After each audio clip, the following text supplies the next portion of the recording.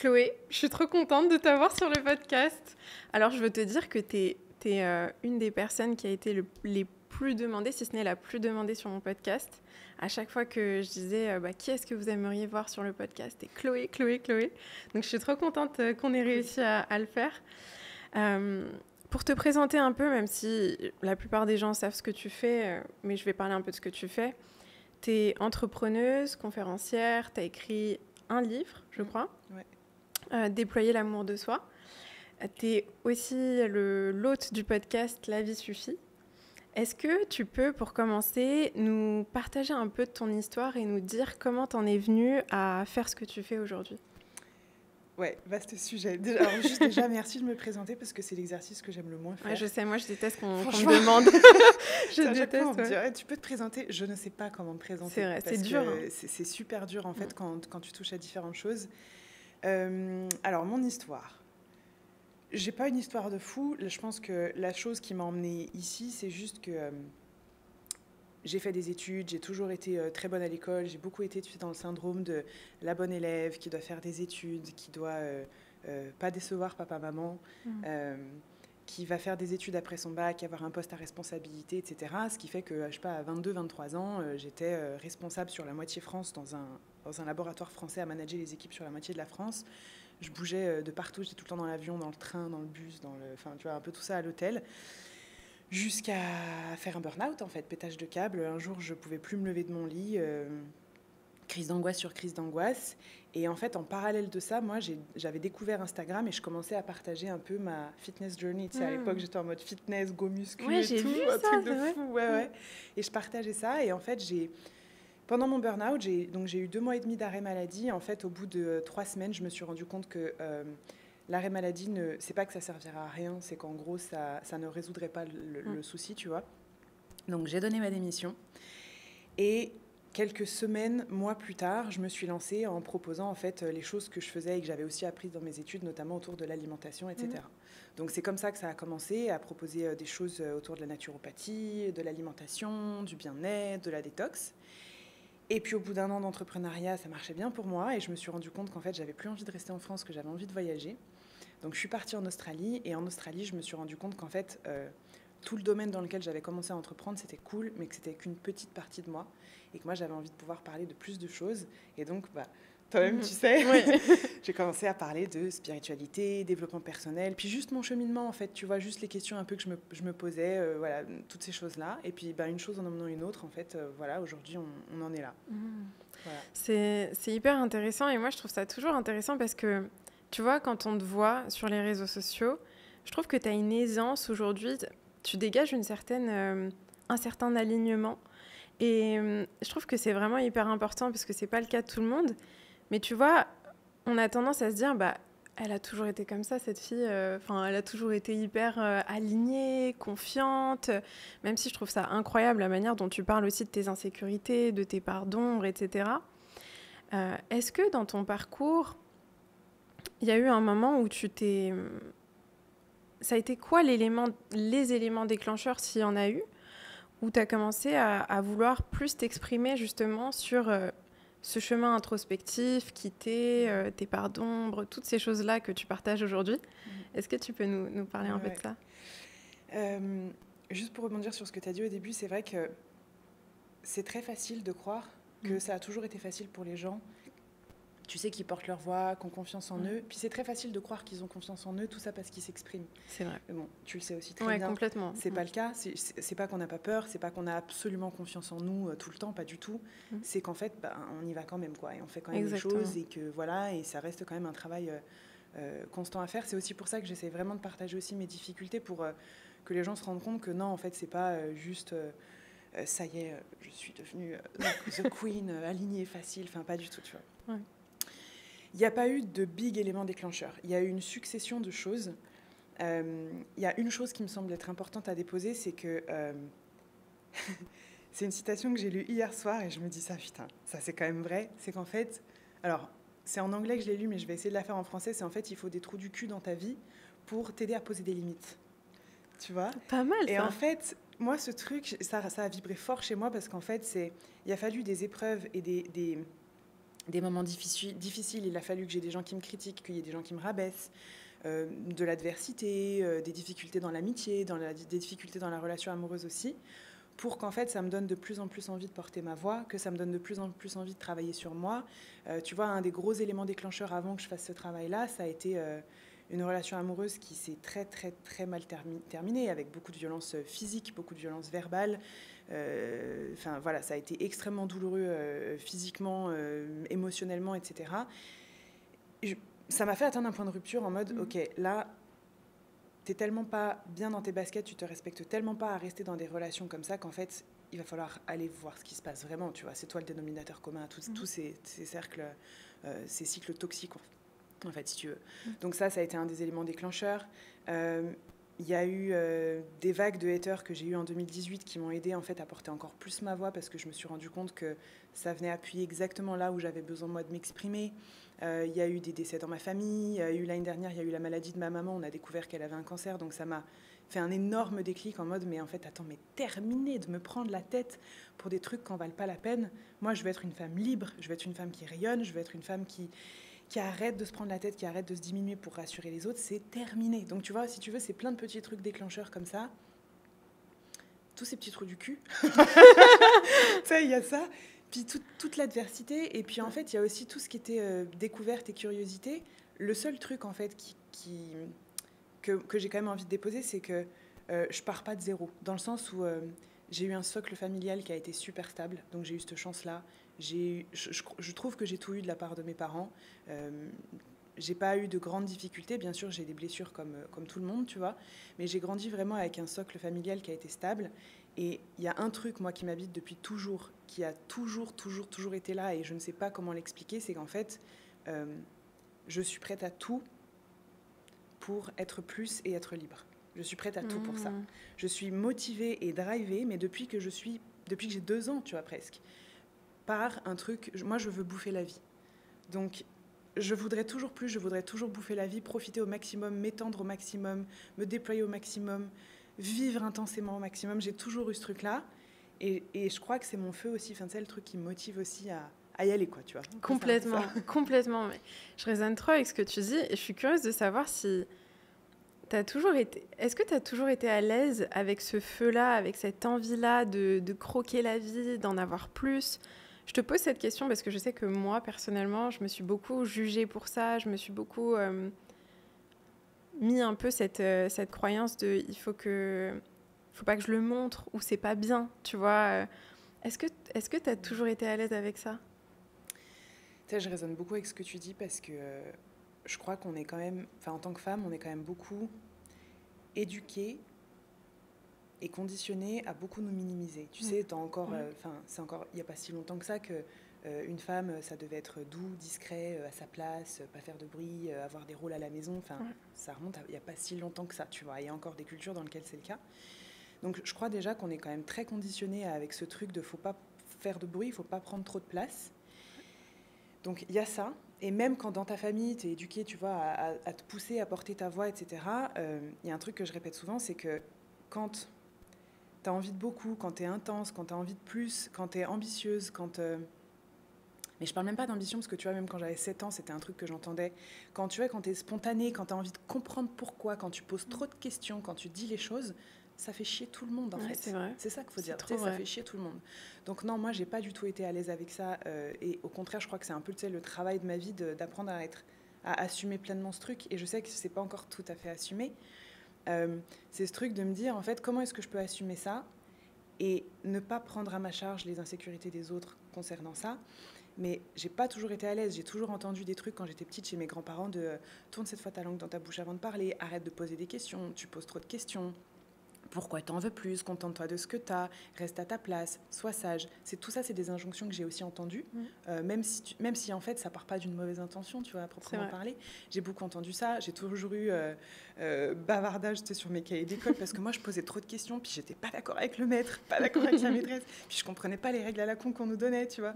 Ça a toujours été des choses comme ça, et bien sûr, ça dérange. Bien sûr, ça dérange. Bavardage, t'en fais trop. Tu vois, dans plein de relations amicales, depuis que je suis petite, j'ai entendu des choses du style t'as trop confiance en toi, laisse de la place aux autres, tu prends trop de place. Donc, tu vois, c'est des choses que t'incorpores petit à petit à ta personnalité et tu dis, ok, bon, d'accord. Ou t'es jamais satisfaite, t'en demandes trop, t'as trop d'attentes. Et ce qui est vrai, en fait, parce que pour beaucoup de gens, les gens peut-être comme toi et moi, on a trop d'attentes, on a besoin de plus, on est intense, on a besoin que ça aille vite. Et c'est aussi quelque chose qui gêne, et même dans la relation de couple, en réalité, c'est un truc qui n'est pas simple, tu vois, quand on ne va pas au même rythme et que moi, ça va vite et que j'ai besoin de plus et que la personne, elle a besoin d'aller plus lentement. Bien sûr, ça crée des frictions un peu partout. Donc, j'étais pas forcément à l'aise avec ça. Et je crois que c'est vraiment un chemin de déconstruction et reconstruction, tu vois, de plusieurs années, de se dire, en fait, attends, c'est qui je suis, c'est mon essence. Moi, je veux bouffer la vie avant qu'elle me file entre les doigts, en fait, tu vois. J'adore ce que tu dis. Moi, je trouve ça hyper déculpabilisant parce que quand je t'entends parler, ça me donne indirectement la permission aussi d'accueillir et d'accepter cette part de moi que j'ai beaucoup rejetée, où je me disais mais c'est pas bien, il y a quelque chose de pas bien dans tout ça, parce que tu t'entends tellement de remarques, t'as tellement de gens qui te disent mais il faut te contenter de ce que t'as, et c'est pas que t'es pas content de ce que t'as, mais c'est que moi je trouve que c'est un amour pour la vie aussi, tu vois. Exactement, mais t'as tout dit, mais c'est exactement ça en fait. Ouais. Il y a un monde entre se contenter de ce qu'on a et vouloir plus. Et en fait, nous, enfin, j'ai pas envie de parler pour toi, mais je crois percevoir dans ce que tu me dis aussi que c'est ce truc de je suis contente de ce que j'ai, mais je sais qu'il y a plus, pourquoi est-ce que j'en profiterai pas non plus? C'est comme pourquoi je vivrais dans 2 mètres carrés si je sais que je peux vivre dans 1000 mètres carrés en fait? Inconcevable. Exactement. Je veux dire,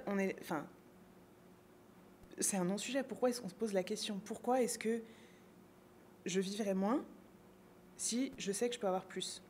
C'est ça, mais il y a une honte autour du fait d'en vouloir plus. Bien sûr. Et surtout, comme tu dis, en tant que femme, je trouve, parce que c'est presque attendu d'un homme et c'est pas pour créer une division, ce que je dis homme-femme, mais c'est plus une observation que j'ai pour un homme, c'est presque attendu qu'il en veuille plus. Pour une femme, il y a quelque chose d'un peu honteux à en vouloir plus. Qu'est-ce que ça a changé pour toi? Ça a eu quel impact pour toi d'assumer un peu plus cette part de toi? Je crois que je vais voir les résultats, enfin, je vais voir les bénéfices peut-être tout au long de ma vie, je sais pas trop, mais ce que ça a changé, tu sais, c'est un espèce de sentiment de... Je suis touchée, tu vois, quand j'en parle, parce que c'est encore vraiment quelque chose en cours, tu vois. Ça crée un espèce de sentiment de... C'est bon, j'ai le droit, quoi. Je te comprends. Tu vois, tu sais, ces culpabilités et hontes, tu vois, qui sont super insidieuses, qui se mettent un peu partout, c'est comme si ça s'enlevait et c'est un espèce de soulagement, une respiration de, en fait, c'est bon, en fait, j'ai le droit, en fait. Je suis pas une imposture, en fait, j'ai le droit de penser comme ça, j'ai le droit de ressentir ça. Et bon, j'ai le droit de l'assumer, j'ai le droit de l'exprimer. Et en même temps, en assumant, tu vois, ce truc de femme qui a envie de tout, puis en fait qui se pose pas trop de questions parce que faut bouffer la vie, on n'a pas le temps, quoi. Tu vois, moi c'est un peu ça. Moi je me sens un peu comme tu sais, l'aventurière qui débroussaille la jungle au couteau à beurre. Tu sais, j'ai pas les bonnes armes, j'ai pas les bons trucs, mais on s'en fout, on y va. Tu vois, c'est un peu ce truc-là. Et je te dis, je me sens comme ça parce qu'en fait je sais qu'il y a des milliers de femmes, pour pas dire des millions, qui ressentent exactement cette chose-là. On n'est pas les seuls à penser comme ça, on n'est pas unique, on n'est pas exceptionnel, il y en a plein. C'est juste que je crois qu'on est vraiment sur une génération, on est en train de sortir de toutes ces injonctions de rester petite, n'en voulez pas trop, n'en demandez pas trop, restez à votre place, tenez votre rôle. On est justement vraiment beaucoup en train de sortir de tout ça. Donc ça va changer, je pense que ça va changer beaucoup de choses dans les générations à venir. Et moi, dans ma vie, c'est soulagement, liberté, authenticité, truc de fou, spontanéité, et plus que tout, ça c'est l'insight des derniers mois, surtout, je m'autorise enfin à poser des vraies limites avec les gens que j'étais pas capable de mettre avant, parce que je me disais c'est de ma faute s'ils me disent que je suis trop, que j'ai trop confiance en moi, que je prends trop de place, etc.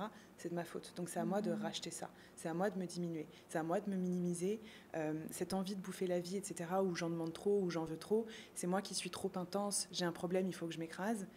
Et vu que j'étais honteuse, tu vois, tu as parlé de honte tout à l'heure, c'est vraiment ça, c'est le sentiment le plus cuisant qui existe. Vu que je me sentais honteuse de ce que je suis, pour racheter un peu ce que je suis, je me disais, ok, je laisse les autres, entre guillemets, me piétiner, ou je pose pas mes limites, ou je laisse les autres un peu me traiter comme ils veulent pour qu'ils ne ressentent pas que je suis trop intense. Non, c'est terminé. Mais je trouve ça... en plus, je voulais qu'on en parle de ça, parce que rien que dans tes stories, tu vois, récemment, tu parlais en story... je sais plus, c'était quelqu'un qui t'avait dit repose-toi, Chloé, quelque chose comme ça, tu vois. J'ai vu ta réponse et j'ai trouvé que tu avais super bien répondu. D'un côté, tu as reconnu que bon, il y avait certainement de très bonnes intentions derrière, mais tu as réussi à mettre des limites. Et j'allais te parler de ça. Je trouve que tu dégages cette capacité à mettre des limites assez facilement, même si je sais que c'est jamais facile. Qu'est-ce qui t'a aidé à mieux mettre tes limites et à te libérer du sentiment de culpabilité qui peut aller avec? Alors peut-être que tu le ressens toujours, je sais pas, mais qu'est-ce qui t'a aidé là-dedans? Parce que moi, ça résonne tellement ce que tu dis et je suis sûre que ça résonne avec plein d'autres personnes, quoi. Ouais. C'est vraiment marrant que tu dis ça par rapport aux limites parce que t'es pas la première à me le dire. À dire, on dirait que toi, tu poses tes limites, que c'est facile. Comment dire? C'est quand même le truc qui fait office d'un travail depuis des années, tu vois, travail de l'ombre, travail thérapeutique, parce que ça reste quand même un gros sujet dans ma vie, tu vois. En fait, pour moi, il y a deux manières de faire. Il y a une chose, c'est que je crois qu'il faut prendre conscience alors ça va faire super cliché ce que je vais dire là, mais il faut prendre conscience de la valeur qu'a notre énergie et notre temps. Quand tu as conscience de la valeur de ton temps, de la valeur de ton énergie, et on ne parle pas du tout de business, de rien du tout, on parle en fait, la vie, ça va vite quand même, tu vois. C'est clair. Et puis ton énergie, elle est hyper précieuse. Ton énergie, tu en as besoin pour ton travail, tu en as besoin pour tes relations, tu en as besoin pour tes enfants, tu en as besoin pour ton sport, tu en as besoin pour tout. Quand tu prends conscience de la valeur de ça, tu ne laisses plus n'importe qui accéder à ton énergie. Tu ne laisses plus n'importe qui se servir dans ton énergie et tu ne laisses plus n'importe quoi dépenser, drainer ton énergie. Donc ça, c'est la première chose, moi, qui m'a aidée, c'est vraiment de comprendre ça, de ce truc de, en fait, attends, qu'est-ce qui me nourrit, qu'est-ce qui me draine? Et moi, en fait, alors je pose ça là comme une visualisation, mais je mets des espèces de couvercles. Il y a des personnes qui n'accéderont jamais à mon cœur d'énergie parce que je sens qu'en fait, ça va me drainer, je sens qu'il y a des intentions qui ne sont pas honnêtes, il y a des trucs qui ne sont pas clairs. Donc, en fait, ça va rester cordial, mais vous n'atteindrez jamais mon énergie, c'est trop précieux pour que je me laisse drainer. Ouais. Donc ça, c'est la première chose. Et la deuxième chose, bon, je parlais des trous du cul tout à l'heure, ça aide vachement les trous du cul dans la vie, en fait. C'est vrai. Tu sais, j'ai un ami, François Lemay, qui dit c'est des anges déguisés en trous du cul, en fait, qui viennent t'enseigner des leçons de dingue. C'est vrai. Donc il y a ça. En fait, c'est toutes les fois où tu t'es senti malmené, où tu t'es senti pas respecté, il y a un truc que j'ai appris, c'est à partir de tous ces moments-là, il faut apprendre que tu as enseigné à un moment donné à quelqu'un comment te traiter. Alors attention, il faut prendre des pincettes, il ne faut pas la mettre dans n'importe quel contexte, cette phrase, parce qu'il y a des contextes dans lesquels ça ne va pas du tout. Mais par rapport à tous ces moments où on ne s'est pas posé nos limites, en fait, quand j'ai compris cette phrase-là, je me suis dit, ok, le problème, c'est pas que les gens dépassent mes limites, le problème, c'est que moi, je ne sais pas poser mes limites, parce que je suis insécure par rapport à ça. Et j'ai eu une stratégie pendant 28 ans d'attendre que les gens comprennent mes limites. Tu vois, mais je suis sûre que tu as le même truc. Tu sais, oui, complètement. C'est en mode, il va bien comprendre. Il va bien comprendre que non, là, ça va pas, que j'ai pas envie, que tu me saoules, que j'ai pas envie de répondre, que tu m'écris trop, que si, que ça, que c'est pas OK. Sauf qu'en fait, tu peux attendre tant que tu veux. Tu as des gens qui ont une intelligence émotionnelle et une sensibilité de comprendre directement et du coup de pas dépasser ça. Mais tu as plein de gens qui l'ont pas forcément. Ou tu as des gens qui n'ont pas envie de le comprendre. Ou tu as des gens qui ont envie de forcer. Ou tu as des gens qui projettent. Enfin voilà, forcément. Donc en fait, ta stratégie, elle marche pas, change de stratégie. Donc ce qui m'a aidée, c'est ça. C'est de me dire, OK, je ne peux pas attendre que le réel change et que les gens changent. C'est à moi de changer. Donc, si ma stratégie, elle ne marche pas depuis toutes ces années, je change ma stratégie. Comment est-ce que je peux dire les choses clairement? Ça ne veut pas dire qu'il n'y a plus de culpabilité. C'est encore pas facile, surtout dans les relations dans lesquelles, tu vois, j'ai de l'affect avec les gens que j'aime. Forcément, c'est jamais facile de dire à quelqu'un, en fait, là, stop, c'est pas OK. Il y a des gens pour qui c'est facile, mais je pense qu'on est beaucoup de femmes pour qui ça l'est pas, tu vois. C'est clair. Donc, voilà, j'essaie de poser mes limites avec calme. Et il y a une chose vraiment qui a été un très fort déclic et qui fait le lien avec la story dont tu parles que j'ai mis l'autre fois, c'est en fait personne n'est plus à même que moi de me dire ce que je vaux, ce dont j'ai besoin et qui je suis. Personne. C'est vrai. Et ça c'est ma souveraineté. Et quand tu touches à ta souveraineté, une fois que tu as touché à ta souveraineté, c'est-à-dire qui t'es, ce dont tu as besoin, tes limites et ce que tu vaux, personne ne peut y retoucher de nouveau. Parce que tu as touché à ce petit trésor, tu comprends la valeur du truc, tu comprends qu'il n'y a que toi qui es à même de gérer ça et de toucher ce truc. Et tous les gens qui veulent s'emparer de ça ou qui veulent juste y toucher, ou c'est comme la personne qui me disait non mais au lieu de faire ça, tu devrais plutôt te reposer. En fait, non, tu ne me diras pas ce dont j'ai besoin, ni qui je suis, ni mes limites, parce que tu n'es pas moi. Et quand tu comprends ce truc, ce principe de souveraineté, qui est en fait un principe hyper profond, tu laisses plus personne y toucher. C'est hyper intéressant ce que tu dis. Franchement, en fait, quand tu parles de ça, je m'imagine ce sentiment profond de détachement de ce que les autres te projettent et de ce que les autres pensent de toi. Et c'est un sentiment, franchement, je pense que c'est le travail d'une vie, je pense, mais c'est un sentiment qui est hyper libérateur finalement. Et, mais c'est vraiment, je pense, qui nous bloque le plus, c'est cette culpabilité et cette honte de j'ai pas le droit, tu vois. C'est comme si on attendait la permission de pouvoir être qui on est vraiment. Exactement. Et ça, je trouve ça hyper intéressant. Aujourd'hui, comment tu te sens par rapport à ça ? Est-ce que tu as le sentiment de t'être libérée vraiment de ça ? Non, honnêtement, non. Non ? Non, ça serait mentir de dire que je me suis complètement détachée de la culpabilité, des projections des gens, etc. Tu sais, encore une fois, il y a beaucoup d'injonctions, même dans l'univers un peu dev perso, spiritualité, que maintenant il faut devenir sage, qu'il ne faut plus du tout se soucier du regard des autres, etc. Moi, ce n'est pas du tout ma manière de voir les choses. Je pense qu'on se construit à travers le regard de l'autre, donc se détacher du regard de l'autre, je pense que c'est un peu une illusion. C'est personnel, c'est un avis personnel, ça ne veut pas dire que j'ai raison. Je pense qu'on peut arriver à y donner moins d'importance, moins de poids, ça c'est sûr, mais s'en détacher complètement, je ne crois pas. Et il y a une part de moi qui n'a pas totalement envie de me détacher des projections des gens. Parce qu'en fait, tu vois, on en revient à cette envie de bouffer la vie. Moi, j'ai envie de me laisser toucher par la vie. J'ai pas envie de rester là comme un arbre tout droit comme ça. Moi, j'ai envie d'être un bambou. Bon, on pleure, on rigole, on chiale, on se marre, on jouit, on est triste, on est en colère. Moi, j'ai envie de me laisser vraiment toucher par la vie.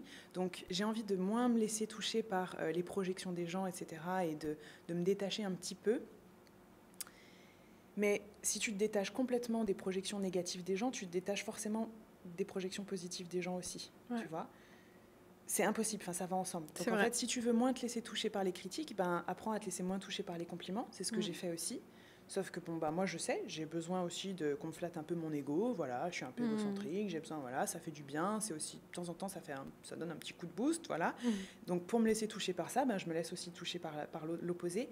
Et puis d'un autre côté, se laisser toucher aussi par tout ce qui est projection des gens, ça permet en fait de constamment checker sa posture et revenir en fait dans une posture de ok, je suis pas un être exceptionnel, je suis pas un gourou, je suis pas au-dessus de tout le monde. Tu sais, ça te ramène les pieds sur terre, tu vois. C'est trop vrai ce que tu dis. Donc c'est pas plus mal, tu vois. C'est vrai. Voilà, les projections des gens, c'est juste se rendre compte que ce sont des projections. Et les endroits sur lesquels ça vient nous faire chier, c'est des endroits à mettre en lumière chez nous qu'il faut qu'on travaille un peu, sur lesquels voilà, il faut qu'on prenne en confiance, ou alors sur lesquels peut-être qu'il faut qu'on se remette en question. Tu vois, c'est un petit peu toutes ces choses-là. Donc finalement, c'est avec plus de flexibilité, voilà, c'est avancer un petit peu avec. Par contre, cette notion de culpabilité dont tu parles et de honte, je pense pas m'en être complètement libérée. Je pense que ce que j'ai lâché, ça fait juste 1 an et demi que c'est un très très gros morceau que j'ai lâché dans ma vie, c'est j'ai lâché le fait de devoir être la personne qui rassure et valorise tout le temps. Et qu'en fait, je ne veux plus prendre les insécurités des autres à ma charge. Si tu veux, c'est une stratégie, alors c'est personnel, c'est pas tout le monde ne fait ça, mais je pense qu'il y a pas mal de femmes qui le font. Je prenais les insécurités des autres sur mes épaules. Donc si je vois quelqu'un qui est insécure, je sauve. Mais tu sais, on sait toutes les deux que quand tu sauves de force, il y a forcément un moment donné où tu fais aussi du mal, t'es un peu bourreau, puis un peu victime, tu vois.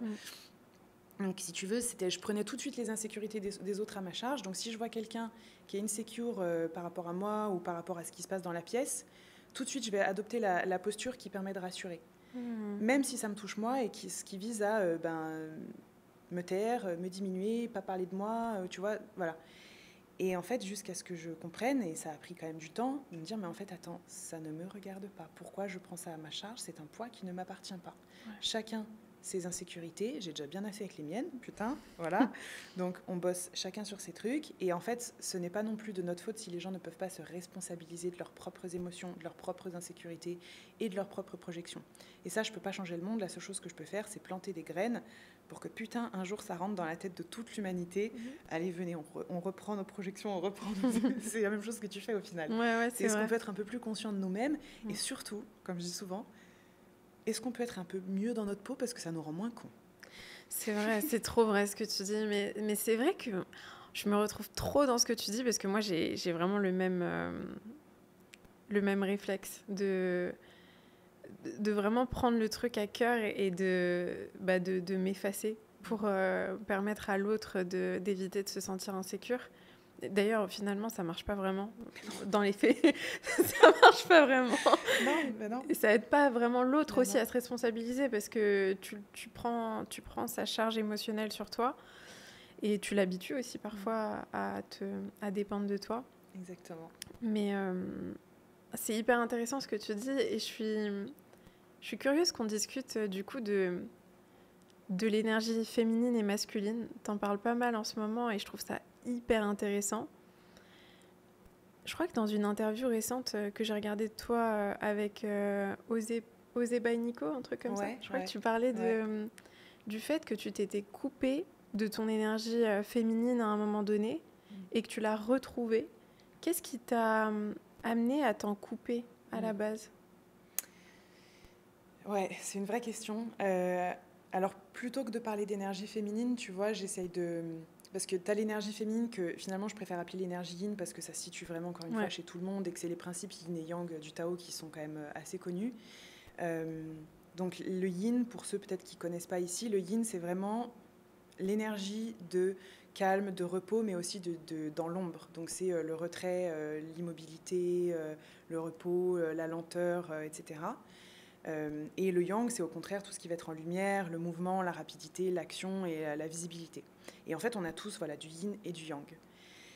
Moi, ce dont je me suis coupée, c'est pas... Alors déjà, c'est de mon yin, ça c'est une évidence, mais parce qu'on est dans une société qui est extrêmement yang et qui valorise extrêmement le yang, efficacité, productivité, action, rapidité, pas de repos, enfin tu vois, voilà. Donc on est tous déjà beaucoup dans notre yang. Pour vivre dans le monde dans lequel on est, c'est normal. Donc déjà, je pense qu'on est tous... On peut tous avoir du mal aussi à connecter avec notre yin.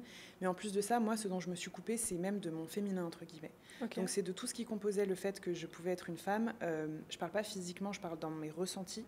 Donc même la notion de vulnérabilité, la notion de sensualité, etc. Même si toutes ces choses, on les retrouve aussi chez des hommes. C'est pas vraiment ça le truc. C'est plutôt, je me suis coupée de tous mes besoins de femme, mes désirs de femme, mes ressentis aussi, même féminins, parce que j'en avais profondément honte.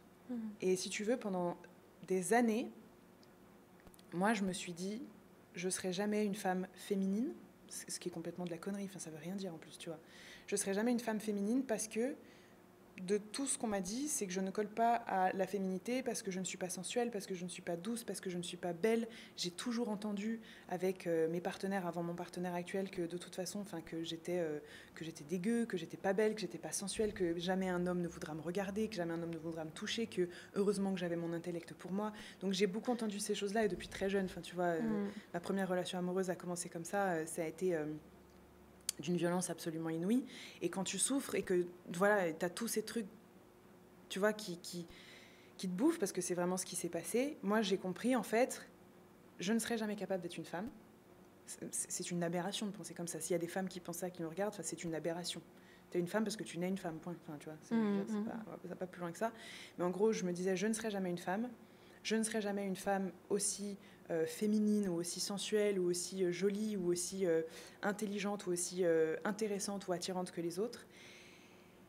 La seule chose que j'ai pour moi, c'est ma combativité, mon intellect. Donc, puisque je n'ai que ces atouts-là, je vais tout miser là-dessus. Et donc, tout le reste, c'est dangereux. Et vu que j'ai subi Alors, j'ai subi des agressions, mais au-delà de ça, c'est qu'en fait, moi, j'ai retenu des leçons par rapport à ce que j'ai vécu, en fait, être dans sa vulnérabilité, assumer son corps, ou même, tu vois, être dans de la vulnérabilité, dans de la douceur, parler de ses sentiments, avoir des désirs sexuels, etc. C'est dangereux, parce que de toute façon, on va venir t'agresser là-dessus. C'est honteux. Il y a beaucoup de femmes qui ressentent ça parce que je pense qu'on est beaucoup de femmes à avoir subi aussi des agressions et à un moment donné avoir eu agression, harcèlement, etc. Ben, tu sais, quand c'est à répétition, et il y a plein de femmes tu vois, qui nous regardent, qui ont ce truc, c'est en fait quand c'est à répétition, tu finis par installer des croyances. On a toutes des croyances différentes, mais moi, mes croyances, c'était être une femme, c'est dangereux, être dans ma féminité, c'est dangereux, c'est mal, c'est sale et c'est honteux. Moi, c'était beaucoup ce truc de c'est sale. Donc en fait, eh ben ça, au revoir. Moi, je vais être l'inverse. Donc ça a été, ok, bah tu sais quoi, oublier le fait que je sois une femme. Moi, je suis une warrior. Moi, je suis en mode go muscu. Moi, la féminité, de toute façon, c'est pas mon truc parce que c'est pour les faibles. Les femmes sensuelles, c'est des femmes qui n'ont rien dans le ciboulot. Ça a été vraiment tous ces trucs-là, tu vois. Et ça, je m'en suis coupée pendant très longtemps jusqu'à ce que, en fait, non, à un moment donné, ça ressort parce qu'en fait, non, je suis une femme et qu'il y a tout ce qui se situe à l'intérieur de moi qui ressortira à un moment donné. Ça me parle trop ce que tu dis. Ça me parle trop. Et tu sais quoi, vraiment, c'est intéressant parce que je pense que je m'étais pas trop posé la question jusqu'à ce que je tombe sur des posts, des contenus que tu avais postés par rapport à ça. Je m'étais posé quelques questions, mais j'avais pas trop creusé ce sujet-là parce que je pense que ça fait un moment que je suis un peu dans mon énergie yang. Et c'est bizarre parce qu'il y a plein de gens qui me disent que je suis féminine, mais moi j'ai toujours ce truc de « Ah bon, tu trouves ?» C'est bizarre parce que je le ressens pas forcément, tu vois. Et c'est vrai que je pense que beaucoup de femmes ressentent ce que tu décris de cette honte, de cette peur de montrer ces parts-là de nous et cette association entre si je suis vulnérable, douce, sensible, il y a un danger. Ouais. C'est un peu de la fragilité, il y a un danger, je vais me faire attaquer, entre guillemets. C'est ça. Et aussi, on va me prendre un peu moins au sérieux, je trouve, il y a un peu ce truc-là. Ouais, malheureusement, mais exactement. En fait, mais tu vois, ça me met en colère. J'en ai déjà parlé, je crois, dans une vidéo, et il y a d'autres gens qui en parlent très bien. Tu as Mona Chollet, qui est une auteure aussi féministe, qui en parle très bien. Franck Lobvet en parle également très bien. En fait, il y a toujours cette espèce de croyance dans l'inconscient collectif depuis des siècles qu'une femme, elle n'a pas le droit de tout avoir, donc il faut qu'elle choisisse entre son intellect ou sa beauté. Et qu'une femme qui est belle ou qui met son physique en valeur ou qui est dans sa superficialité est forcément conne, ou qu'elle n'a rien dans le ciboulot, ou que de toute façon c'est son seul atout. Et sinon, quand tu es intelligente ou, je sais pas, juste en fait quand tu veux être prise au sérieux, enfin juste ça en fait, quand tu veux juste être prise au sérieux, il faut supprimer toute l'autre part. Mais c'est exactement ça. Mais pourquoi ? Mais pourquoi ? C'est exactement ça, en fait. C'est complètement ça. Mais non. Je te jure que c'est... On n'est pas d'accord. Mais c'est vrai. Mais non, mais je suis pas d'accord avec ça. C'est vraiment c'est trop vrai parce que, franchement, si je suis 100% honnête, moi, je me suis beaucoup... et j'en parlais avec ma sœur, et ma sœur, elle me challengeait beaucoup sur ça. Parce que... à chaque fois que, tu vois, je postais une story ou un truc un tout petit peu sexy, tu vois. Vraiment, quand je dis sexy, c'est peut-être un tout petit peu décolleté ou un tout petit peu comme ça. Je me disais, mais... Donc un tout petit peu normal. Moi, j'appelle ça oui, normal. mais c'est normal. C'est normal. Mais je veux dire, moi, dans ma tête, je me disais, mais les gens vont se dire que... Ils vont faire des associations et ils vont me réduire à mon physique. Je vais être que un physique. Ouais. Et dis-toi que même en faisant super attention à ça, j'ai quand même des gens qui m'envoient parfois des messages en me disant ah mais toi bon c'est parce que t'es mignonne aussi, c'est plus facile parce que t'es mignonne. Et ça, c'est des trucs qui me rendent dingue. Mais parce que ça les arrange de croire ça, Mariam. Ouais, je sais. Ouais. Si ils se rendent compte que c'est pas vrai, mais ils ont entre les boules. Ouais, c'est vrai. T'imagines ? Ouais, c'est vrai. T'es jolie, t'es belle, t'es inspirante, t'es intelligente, t'es douce, t'es charismatique. Ça fait chier tout le monde. Mais ça fait chier tout le monde. Non, c'est vrai. Donc, cette pensée un peu binaire, ce qui est la base de la pensée sexiste, et que du coup, il faut se rendre compte qu'il y a des femmes et des hommes qui sont sexistes, il y a les deux. C'est la base de la pensée sexiste. Et moi-même, j'ai pensé comme ça. Quand je voyais une nana jouer beaucoup de son physique, je me disais, d'accord, elle doit être conne. Mais pourquoi l'un exclut l'autre ? Non, l'un n'exclut pas l'autre. On peut être les deux. Le problème, c'est inenvisageable. Parce que si une femme est intelligente, c'est pas logique qu'elle se serve de son physique. Ou si une femme se sert de son physique, c'est pas logique qu'elle soit intelligente. Ben non, en fait, on peut être les deux. Si tu savais, Mariam, le nombre de fois où j'ai reçu des messages de c'est dommage, ton image dessert ton message. Mais tu vois, moi, ça me met hors de moi, ce genre de message. Mais putain, ok, Maintenant, fallait... ça fait rire. Non, Mais mais... maintenant, ça fait rire. En fait, tu te rends compte, c'est que c'est tellement disruptif qu'en fait, les gens, pour eux, ça connecte pas. Bon, bah, c'est pas grave. Mais du coup, c'est un super bon signe. C'est en fait, ben, non, je suis la preuve qu'on peut aussi faire les deux. Et venez, on crée une nouvelle façon d'être une femme, en fait, qui est en fait juste, on assume tout, on s'excuse pas, on peut tout avoir, on peut avoir envie de tout ou avoir envie de rien. En fait, il n'y a pas de règle. Et c'est juste réinventer sa façon d'être au monde. C'est réinventer sa façon d'apparaître. Ils disent ce qu'ils veulent en fait. Enfin, l'image dessert le message. Non, ça c'est parce que toi, tu es encore dans cette pensée binaire, sexiste. On va en sortir un jour, j'en suis sûre. C'est pas grave, tu vois. Ouais. Mais oui, je suis d'accord avec toi, ça rend dingue. Et en même temps, c'est des projections. Et en même temps, t'imagines, ça fait des millénaires qu'on est éduqués comme ça. Donc, c'est vrai. C'est pas avec un réel qu'on va changer les choses, tu vois. Mais oui, c'est aberrant. Et franchement, pour te dire, même entre nous, si tu savais les grandes têtes dans le dev perso et dans la philo, qui, moi, le jour où je les ai contactés pour des interviews, etc., qui m'ont dit, mais en fait, attends, toi, tu fais quoi par montrer ton cul sur tes réseaux sociaux? Ils t'ont dit ça? Ouais. Oui. Ah ouais. Oui. Ben, en fait, c'est pas grave. J'ai pas été prise au sérieux. J'ai pas été prise au sérieux pendant longtemps. Et c'est pas grave, en fait. C'est pas grave. Si mon physique fait que je ne suis pas prise au sérieux, ou si le fait que je sois un peu narcissique, un peu égocentrique, que je joue le jeu des réseaux sociaux, parce que c'est ce qu'on fait avec les réseaux sociaux, on se montre tout le temps, dessert le message, c'est que je ne suis pas faite pour tout le monde, et c'est pas grave. Je ne veux pas être faite pour les gens qui ont une pensée binaire. Je veux être faite pour les gens qui veulent plus. C'est pas grave. Ouais, ce que tu dis là, c'est hyper important. C'est finalement se reconnecter à qui est-ce que tu as envie de te connecter. Et je trouve que ça te permet de pas mal te détacher de cette peur. Mais qu'est-ce qui t'a, toi, aidé à t'autoriser à te réconcilier à cette part de toi et à l'exprimer parce que, tu vois, on est sur les réseaux sociaux, donc forcément, qu'est-ce qui t'a aidé à ce niveau-là? Un gros boulot sur pas mal d'aspects. Parce qu'en gros, pour faire le résumé, en gros, moi, j'ai commencé beaucoup sur les réseaux sociaux, etc., donc à me mettre vachement en valeur, etc. Et puis quand j'ai commencé dans le dev perso et que j'ai pris toutes ces remarques, la première chose que j'ai faite, c'est de me dire « Ah, bon, bah attends, il faut que je prouve que je suis intelligente. » Donc j'essayais constamment de compenser le fait que je me mette en photo et que je mette les robes que j'ai envie de mettre, en fait, en essayant de prouver à quel point j'étais authentique, à quel point j'étais intelligente, que j'étais profonde, etc. En fait, on ne sort pas du schmilblick. On fait les deux, mais on est bouffé par les deux, en fait. Tu vois, donc l'histoire n'est toujours pas résolue.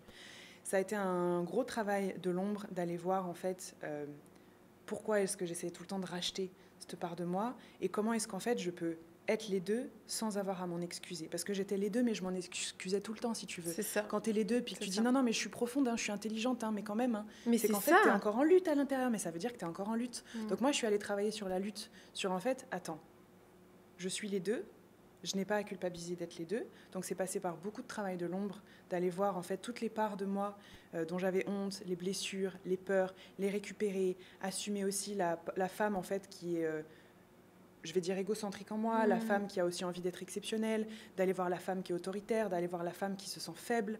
J'ai eu vraiment besoin d'aller faire ce gros travail de l'ombre, là, de me réapproprier en fait des parts que tu vois j'avais un peu oubliées. Je suis allée voir des chamans, je suis allée faire des stages chez Franck Lobvet, j'ai travaillé sur ma superficialité, parce que pareil, tu vois, quand je trouve aujourd'hui, en tout cas c'est plus un sujet, je trouve que j'essaye d'être de manière assez authentique, tu vois, sur mes réseaux, je me prends pas la tête, j'essaye pas à tout prix d'être authentique, mais je trouve que je suis plutôt alignée à mon authenticité pour le coup. Sauf qu'avant, j'essayais à tout prix d'être authentique, au point que je voulais rejeter un peu ma superficialité, tu vois, en mode... faut pas trop que je me maquille parce que sinon il va y avoir c'est pas authentique, faut pas trop que je sois comme ça, faut pas trop que je sois comme ça, faut machin, tu vois. C'est complètement con de faire ça. Tu restes dans ce truc de en fait t'es en lutte tout le temps à l'intérieur. Donc c'est aller voir les luttes. Je dis Franck Lobvet m'a pas mal aidé aussi là-dessus, les ouvrages de Fabrice Midal, je sais pas si tu vois. Je l'adore, il est génial. Ce qu'il fait. Tu vois, il en parle super bien. Frédéric Lenoir, c'est passé par des discussions, c'est passé même par des discussions que j'ai eues avec des femmes un peu partout autour du monde, de cultures même différentes, même des mexicaines. C'est plein de discussions comme ça, l'adversité encore une fois aussi, et vraiment ce truc de récupérer ma souveraineté et de comprendre une bonne fois pour toutes que je ne rentrerai pas dans les petites boîtes dans lesquelles on veut me mettre. Je ne rentrerai pas dedans, j'arrête de vouloir bourrer le triangle dans le carré, je suis plus que tout ça, et il va falloir que j'accepte d'être plus que tout ça. Donc c'est vraiment comment je peux être dans toutes mes couleurs, tu sais, j'ai tout un éventail. Ok, j'ai passé déjà le début de ma vie à jouer ça, bon bah moi je veux jouer ça, puis je veux finir avec jouer ça, tu vois, en fait, c'est vraiment ce truc-là. Donc ça a été vraiment ça pour moi, le truc qui m'a aidé de comprendre en fait que j'ai pas à choisir entre toutes ces facettes de moi, et surtout que je peux toutes les jouer en fait. Ouais, c'est ça qui est challengeant, je pense. Moi, je sais que je suis pas mal challengée sur ça en ce moment, mais je trouve ça hyper inspirant de voir que tu as avancé sur ce chemin, tu es toujours sur ce chemin-là, mais tu vois, il y a quand même... Et c'est vrai ce que tu dis, moi, c'est pour ça que je te dis au début, je trouve que tu dégages beaucoup d'authenticité. Et tu vois, c'est intéressant ce que tu as dit sur... parfois, on a une image de ce que c'est qu'être authentique. Ah bah pour être authentique, faut cocher telle case, faut pas se maquiller. Ouais, c'est ça. C'est ça. Ouais. C'est pas plus authentique en fait. Ouais. C'est pas plus authentique en fait de montrer à tout prix, de valoriser des défauts et des trucs rassurants. C'est pas plus authentique que de se montrer maquillée ou superficielle en fait. Enfin, ça n'est pas plus. J'ai juste une question pour Dis-moi. toi. Tu dis je suis pas mal challengée là-dessus en ce moment. Ouais. C'est quoi? Moi, ce qui me challenge, honnêtement, c'est d'assumer d'autres parts de moi que j'ose pas montrer, comme mon côté ambitieuse, le fait que, par exemple, j'adore le business, l'argent c'est quelque chose de super important pour moi, je le montre, j'en parle pas, parce que j'ai peur qu'on me juge là-dessus et j'ai peur qu'on se dise ah mais en fait Mariam, je suis déçue, elle est pas bienveillante, elle est pas ça, elle est pas ci. Et du coup, j'ose pas montrer ces parts-là de moi alors que elles font partie de moi, tu vois. Ou ma féminité aussi, j'ai un gros travail à faire là-dessus, je le sais. Mais ouais, en fait, tu vois, j'ai beaucoup eu ce conflit intérieur de... Je vois ces différentes parts de moi. Je vois que je me considère quand même très spirituelle. En même temps, j'adore le business, j'adore l'argent. C'est des sujets qui m'intéressent énormément. Je suis très ambitieuse. En même temps, j'ai un côté très, très douce et en même temps, j'ai un côté très dur. Il y a tellement de choses que, déjà, en moi, j'essaye de réconcilier et d'accepter. Mais à l'extérieur, j'ai l'impression que ce serait inconcevable pour les gens de comprendre ou de se dire « Ah, elle est spirituelle, elle est douce, mais en même temps, elle est dure et elle a ce côté... » Tu vois ce que je veux dire ? Je vois tout à fait. Et en fait, j'ai peur de montrer ces parts de moi et en même temps, j'ai ce truc en moi en ce moment qui me dit « Ah, j'en ai marre, faut que ça sorte en fait, tu vois, faut que ce soit... » Donc, c'est pour ça que, ouais. Je comprends. Carrément. C'est vrai ? Bah ouais, parce que franchement, tout ce que tu dis, ça résonne aussi, parce que l'argent, j'ai rencontré la même chose. Quand tu es dans un peu le développement personnel, spiritualité, il faut jamais parler d'argent. C'est ça, ouais. Faut pas avoir envie de matérialité. Il y a tout ça, bon, féminité, même chose, business, même chose, enfin, voilà. Franchement, tu as tout dit. C'est en fait comment est-ce que déjà nous, on peut réconcilier les choses à l'intérieur de nous et être en paix avec nous. Et après, parce qu'en fait, encore une fois, on n'est même pas obligé de tout exposer. Tu vois, moi, il y a des choses que je suis, quand rien à foutre sur les réseaux, j'en parle pas. Mais tu vois, quand on arrive au point où c'est non, mais là, il faut que ça sorte parce qu'en fait, je sens que je suis dans 2 mètres carrés. Alors exactement. Que j'ai envie d'être dans 1000 mètres carrés. Tu vois, c'est fou, mais c'est une trop bonne image. C'est ce sentiment à l'intérieur de toi. Mais ça va sortir, Mariam. Si tu ressens déjà ça, je te jure que ça va sortir. Ouais, je pense. Et en fait, tu vois, je crois, je peux pas parler pour toi, mais je crois que ce qui fait qu'on reste dans nos 2 mètres carrés alors qu'on étouffe, on est comme des espèces de lionnes en cage, c'est parce que le monde entier nous dit que ce n'est pas cohérent ce qu'on est. Exactement. C'est exactement ça. C'est exactement ça. Mais la cohérence, c'est une norme instaurée par une majorité. Ouais. Ça ne veut pas dire que c'est vrai. C'est vrai. Il n'y a pas de norme. Et c'est pour ça que j'essaye vraiment de remettre ce truc, c'est comment est-ce que je peux réinventer ma manière d'être une femme qui apparaît au monde. Je réinvente ma manière d'apparaître parce que on va me dire que c'est pas cohérent, on va me dire que je suis méga incohérente. Moi, c'est le truc qu'on me dit tout le temps. Tu sais que, mais même dans mes relations perso parfois et tout, mais sur les réseaux, c'est le truc qui ressort le plus. C'est elle est totalement incohérente, elle est super paradoxale. Mais je suis paradoxale parce que je suis entière. Parce que t'es humaine. Ben oui, c'est le principe en fait, un peu. Non, un peu le principe, tu vois. C'est un peu le principe. On parle pas, tu vois, d'incongruence ou faites ce que je dis parce que je fais ou mes actes sont pas alignés avec mes paroles. On parle pas de ça, tu vois. On parle de c'est pas logique qu'elle soit ça puisqu'elle est déjà ça. Bah, C'est exactement ça. pourquoi vous choisissez ça ou ça? On est les deux. C'est ça. Mais c'est trop ça. Donc, ben. En fait, je trouve que c'est trop bien qu'on en parle parce que vraiment, je pense que c'est un de mes plus gros challenges et je suis sûre que les gens qui nous écoutent aussi ont certainement cet enjeu-là. Alors juste, Ouais, du coup, parce que c'est important pour moi de réattribuer à César ce qui est à César, c'est que ça, actuellement, je ne suis pas du tout la personne la mieux placée pour en parler de notre époque, parce que Jung, c'est la meilleure personne qui en parlait très très bien à l'époque de notre dualité, etc. De notre époque, Frank Lobvet va voir ce qu'il fait et aller voir ce qu'il fait, parce que lui, il parle vraiment de ça, au lieu du ou, comment je peux passer au et. Et lui, il en parle très bien là-dessus. Tout son travail est vraiment là-dessus. Et moi, c'est ce qui m'a beaucoup aidé aussi à justement tout embrasser. Je suis d'accord avec toi. C'est vrai que ça m'a beaucoup aidé de comprendre qu'on peut avoir des traits qui ont l'air complètement opposés. Frank Lobvet, ça a l'air super intéressant ce qu'il fait. Et moi, c'est quelque chose que j'ai appris du docteur John de Martini. Je ne sais pas si tu vois qui c'est. Mais il en parle beaucoup aussi du fait qu'on a tous des traits qui semblent opposés. Tu vois, tu parlais du narcissisme ou de l'égocentrisme. C'est intéressant parce que je crois que tu as eu des réactions par rapport à ça où les gens t'ont dit... Alors que j'ai trouvé ça tellement courageux, le fait que tu le dises, parce que c'est réel. On a tous des côtés de nous on a tous un côté narcissique, égocentrique, etc. Mais on ne veut pas l'accepter. Et ce qui, d'ailleurs, c'est intéressant parce que ça montre qu'on a beaucoup d'ego de ne pas vouloir accepter. Complètement. Donc, tu vois, non, mais complètement. En fait, l'être humain veut être blanc comme neige, pur, licorne, miel, ours gelé.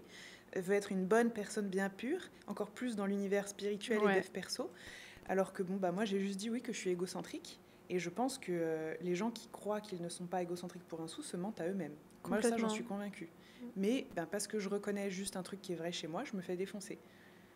C'est pas grave. C'est un non-sujet pour moi. C'est un sujet pour vous.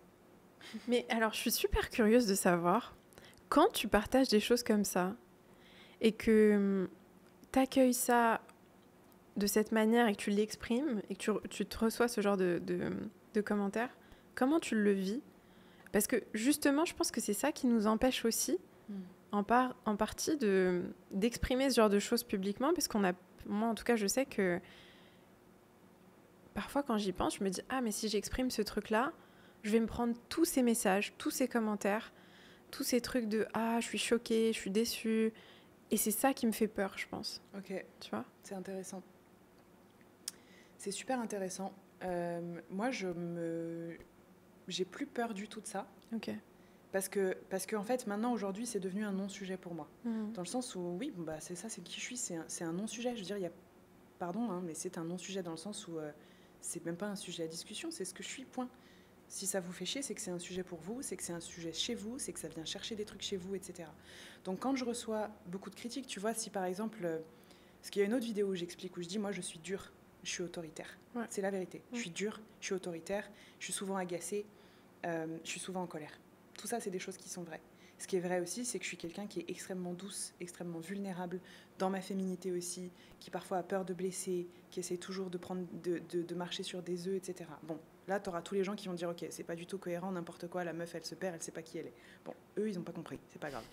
Et ensuite, tu as tous les gens qui disent « Ouais, elle est autoritaire, elle doit être insupportable, ça doit vraiment pas être agréable, etc. » Pareil, c'est des gens qui n'ont pas tout à fait compris et qui n'ont pas encore accepté que c'est aussi des choses qui se situent peut-être chez eux, ou tout simplement qu'en fait, c'est ce qu'on est, et qu'en fait, à un moment donné, il faut parler vrai, comme j'aime bien dire, c'est en fait, il faut juste dire les choses telles qu'elles sont, en fait. On n'a pas besoin de tortiller, on n'a pas besoin de faire des ronds de jambes et des pattes bourrées pour dire, voilà, moi, c'est ce que je suis, point, et c'est tout. On vient, on s'aime comme ça, en fait, c'est tout, tu vois. Ça ne veut pas dire qu'il faut lâcher, laisser libre cours à nos parts pas très glorieuses, tu vois, laisser libre cours à notre colère, devenir violent, être désagréable avec les autres, c'est pas du tout ce que je dis.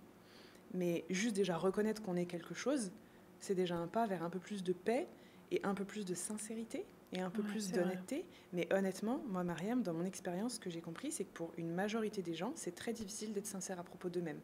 Parce que c'est trop douloureux, parce qu'en effet, on a peur des projections, de ce que les autres vont dire sur nous, etc. Moi, aujourd'hui, quand je reçois des critiques comme ça sur des posts, je ressens pas de peur. je ressens une petite pointe d'agacement, mais surtout beaucoup de lassitude. Beaucoup, beaucoup de lassitude, parce qu'en fait, ça me... Tu vois, même là, c'est presque de la déception. En mode, il y a encore tous ces gens qui n'ont pas compris ce que j'essaie de faire passer depuis le début. C'est juste ça. Et puis ça passe. Et après, je me dis, ok, bon, bah, il faut que j'en donne encore plus, il faut que je plante encore plus de graines, ça va faire office d'un podcast, ça va faire office de post, etc., etc. Et c'est pas grave, ça va donner de l'eau à mon moulin. Voilà, donc j'essaie juste de me dire ça.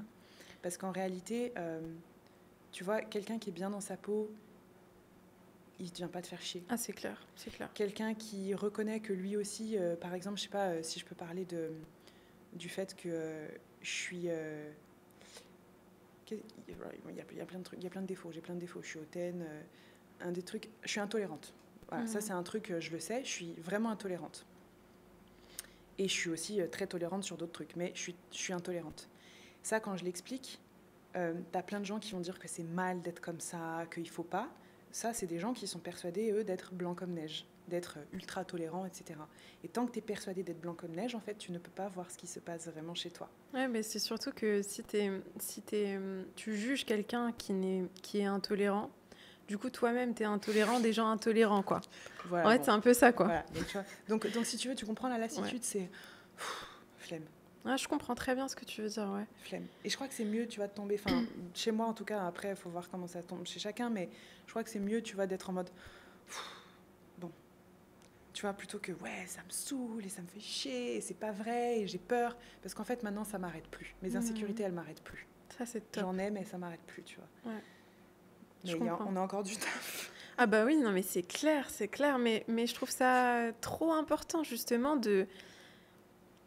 d'oser exprimer ces choses-là, parce que je pense que ça donne vraiment la permission à d'autres personnes de se questionner et de se dire, ah bah en fait, c'est ce jugement polarisé de ça c'est bien, ça c'est mal, bah, je suis peut-être pas obligée de l'intégrer et je peux m'en libérer peut-être, tu vois. Exactement. Parce que je pense que vraiment c'est une telle source de souffrance de se juger soi-même et de juger les autres et de se dire, ah ça c'est bien, ça c'est mal, le fait que cette personne elle soit hautaine à ce moment-là. Et c'est vrai que moi ça m'a vraiment aidé de faire le travail avec Docteur de Martini, parce que tu vois, il nous posait la question, quelles sont 10 situations où vous avez été hautain, où vous avez été arrogant.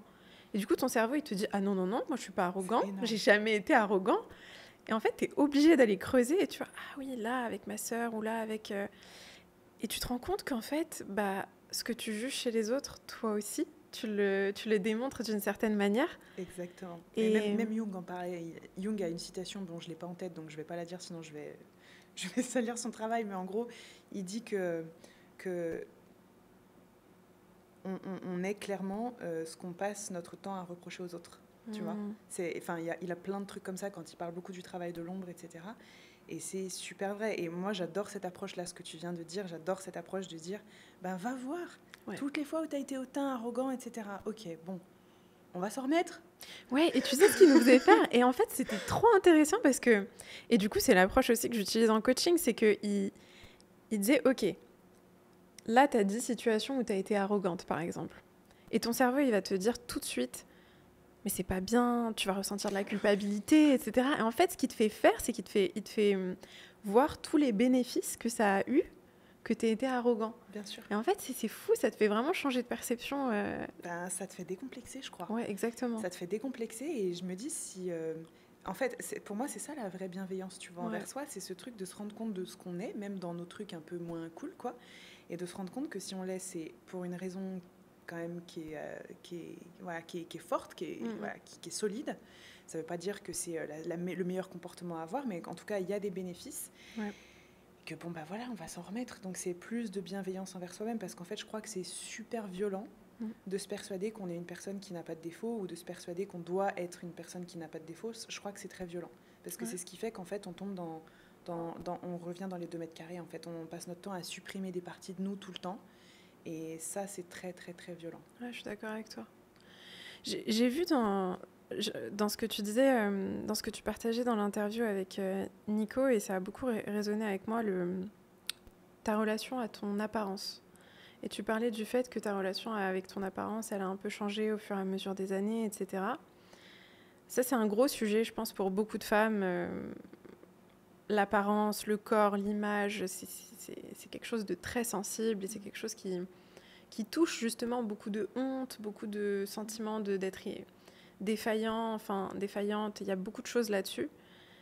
Comment est-ce que ta relation à ton apparence, elle a changé ces dernières années? Je pense qu'elle n'a pas fini de changer. C'est un vaste sujet. Si tu veux, on repart sur le truc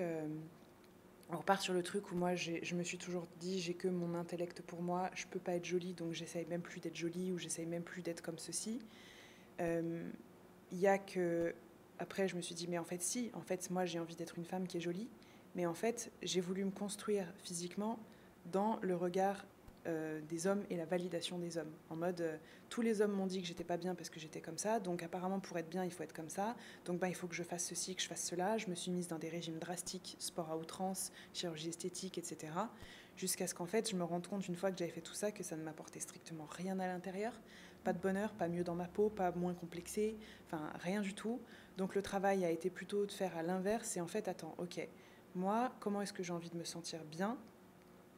Comment est-ce que je me trouve jolie ? Après, il ne faut pas se mentir, c'est jamais juste pour soi. On se construit dans le regard de l'autre. C'est pas très lucide de croire que c'est juste pour soi qu'on fait des trucs. Non, il y a des normes de beauté aussi aujourd'hui. Donc malheureusement, c'est dans notre inconscient, c'est très imprimé. Mais si tu veux, ça a été ok, comment est-ce que je peux me sortir de certaines choses qui sont finalement beaucoup de projections, beaucoup de souffrances. Comment est-ce que je peux arrêter de chercher la validation permanente et des hommes et de cette société-là, etc. Me réapproprier certaines choses sans en faire complètement un rejet. Parce qu'après, je suis tombée aussi dans un rejet de, en fait, bah vas-y, laisse tomber, moi je veux supprimer ça, je veux plus être comme ci, il faut plus que je me maquille. Enfin, tu sais, j'ai été un peu dans le rejet complet de tout ce qui était, encore une fois, superficialité, beauté, apparence, etc. Et en fait, pour revenir, je suis en train de revenir, je pense, à un espèce d'équilibre qui est qu'en fait, j'adore prendre soin de mon apparence, et pas tout le temps.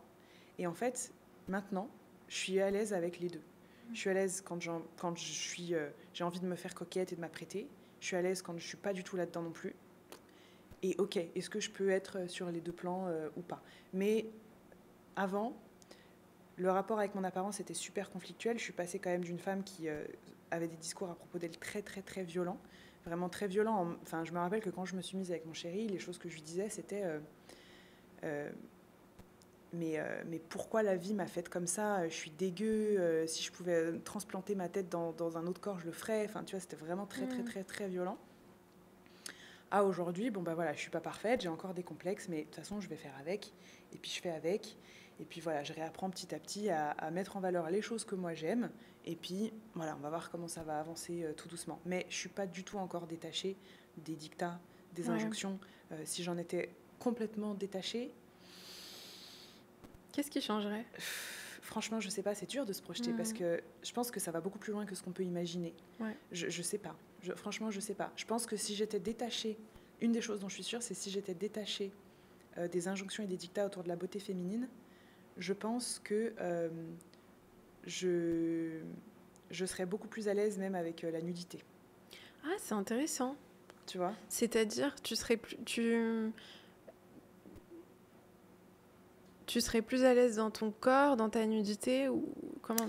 Non, je serais plus à l'aise avec la nudité qui est que, par exemple, tu vois, bon, c'est pas une nouveauté, mais le fait que les femmes doivent couvrir leurs seins en public ou même à la plage, ça, c'est une injonction sexiste. C'est parce que notre poitrine, elle a été sexualisée. Pourquoi les hommes ont le droit de se mettre torse nu et pas les femmes ? Parce que nous, notre poitrine, elle est sexualisée. Il n'y a pas d'autre explication que ça, tu vois. Et il y a aussi ce truc... En plus de ça, et ça c'est des choses dont j'ai pris conscience il y a quelques années, qu'il y a des dictats de ce qu'est une jolie poitrine ou ce qu'est pas une jolie poitrine. Ça c'est vrai. Hein. Mais sur toutes les parties du corps, j'ai l'impression. Sur toutes les parties du corps, mais c'est lunaire, c'est absolument lunaire. Quand tu y réfléchis, c'est lunaire. Ouais, c'est vrai. Même moi, j'en ai conscience. C'est en fait, attends, à quel moment, qui a décidé qu'une poitrine qui tombait, c'était moins joli qu'une poitrine qui tombe pas ? Et t'as plein de gens qui vont te dire, mais non, mais c'est juste que c'est moins joli, il faut dire les choses. Mais non, tu trouves ça moins joli parce qu'on t'a appris que c'était moins joli. On t'a appris. On t'a appris. C'est vrai. Mais c'est tout. Si on t'avait pas appris ça ou on t'avait appris l'inverse, tu penserais l'inverse, tu vois. Donc, j'ai conscience de ces injonctions-là. J'essaye quand même de m'en défaire. Mais je sens qu'émotionnellement et dans mon inconscient, ça reste quand même un peu gravé parce que sinon, je pense que j'en aurais rien à foutre de me baigner toute nue dans des rivières et dans des trucs devant les gens. Je pense que je m'en ficherais un peu plus. Et je pense que s'il n'y avait pas autant de normes d'apparence, de beauté, etc. autour des femmes, je pense qu'il y a plein de choses qui n'existeraient pas. En tout cas, pas de cette manière. Même les vêtements changeraient, la lingerie changerait, les soutiens-gorge changeraient. Il y a plein de choses comme ça qui changeraient. J'en suis sûre et certaine. Ouais, c'est vrai, c'est vrai. Je trouve ça hyper intéressant de voir comment on est influencé, mais sur plein de choses, hein. On est influencé sur tellement de choses. Et sur notre perception de ce qu'est la beauté, on est tellement influencé là-dessus. Parce que, tu vois, quand tu réfléchis à, je sais pas moi, peut-être au XVIIe ou XVIIIe siècle, bah, c'était quoi la beauté pour eux, tu vois, d'une femme? Quand tu regardes, par exemple, les illustrations qu'il y avait des femmes à cette époque-là, bah, c'était des illustrations. Enfin, tu voyais pas des femmes avec des six-packs, tu vois, par exemple. Enfin, Non, ça n'existait pas. Les skinny non plus, ça n'existait pas. Les femmes bronzées non plus. Ouais, complètement. Mais il y avait peut-être aussi une autre forme à ce moment-là de dictat de la beauté, tu vois. C'est sûr et certain. Il y avait un dictat, la peau blanche. Enfin, regarde, même ici, en Indonésie, tout le monde, alors qu'il fait super chaud, tous les Indonésiens roulent avec des gants, des trucs à manches longues, etc. Parce que c'est à cause de ça? Il ne faut pas bronzer. Il faut garder la peau la plus blanche possible parce que la peau bronzée, c'est pas beau, c'est pas joli. Et en fait, c'est là où tu te rends compte que dans le monde entier, il y a une des normes de beauté qui est nous, on a quelque part, entre guillemets, de la chance parce qu'on y correspond, mais qui est absolument terrible, c'est qu'en fait, la notion, la norme de beauté, c'est l'homme blanc ou la femme blanche. Mais c'est un truc de fou.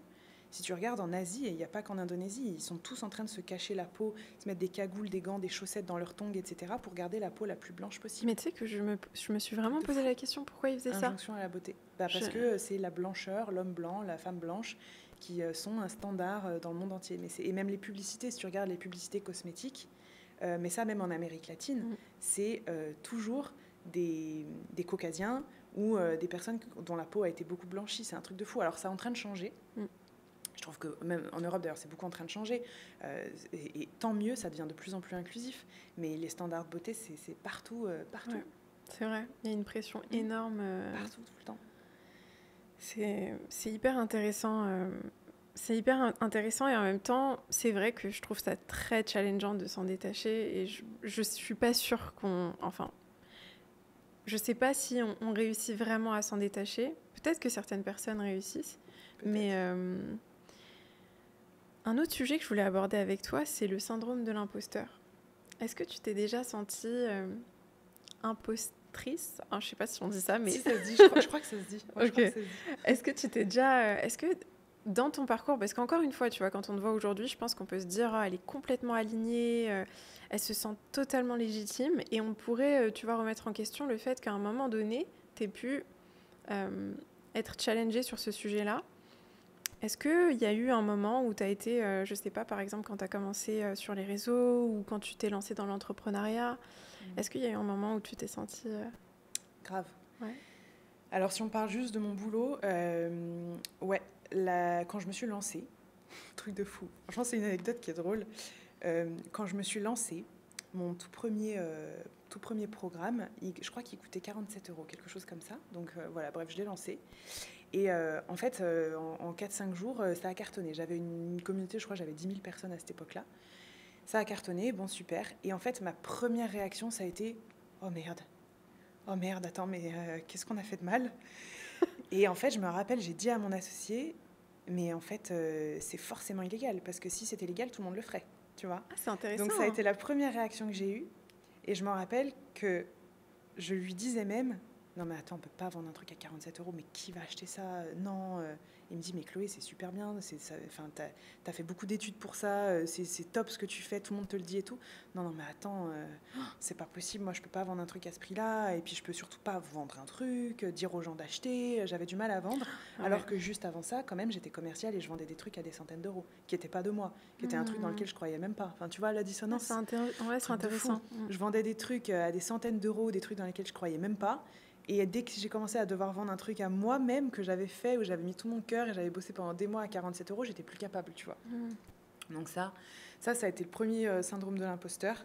Je suis venue à bout au bout de quelques mois, quelques années, en prenant conscience qu'en fait, voilà, c'était des choses qui se jouaient dans ma tête, que j'avais besoin aussi de me faire confiance, que de toute façon, il y aurait toujours des gens qui seraient forcément déçus. Donc j'ai dû apprendre aussi à dealer avec ça, avec la peur de décevoir, à me faire confiance. Et en fait... la légitimité est venue et s'est vraiment installée à partir du moment où j'ai décidé de parler ce qui faisait sens pour moi et de mon expérience uniquement. Personne ne peut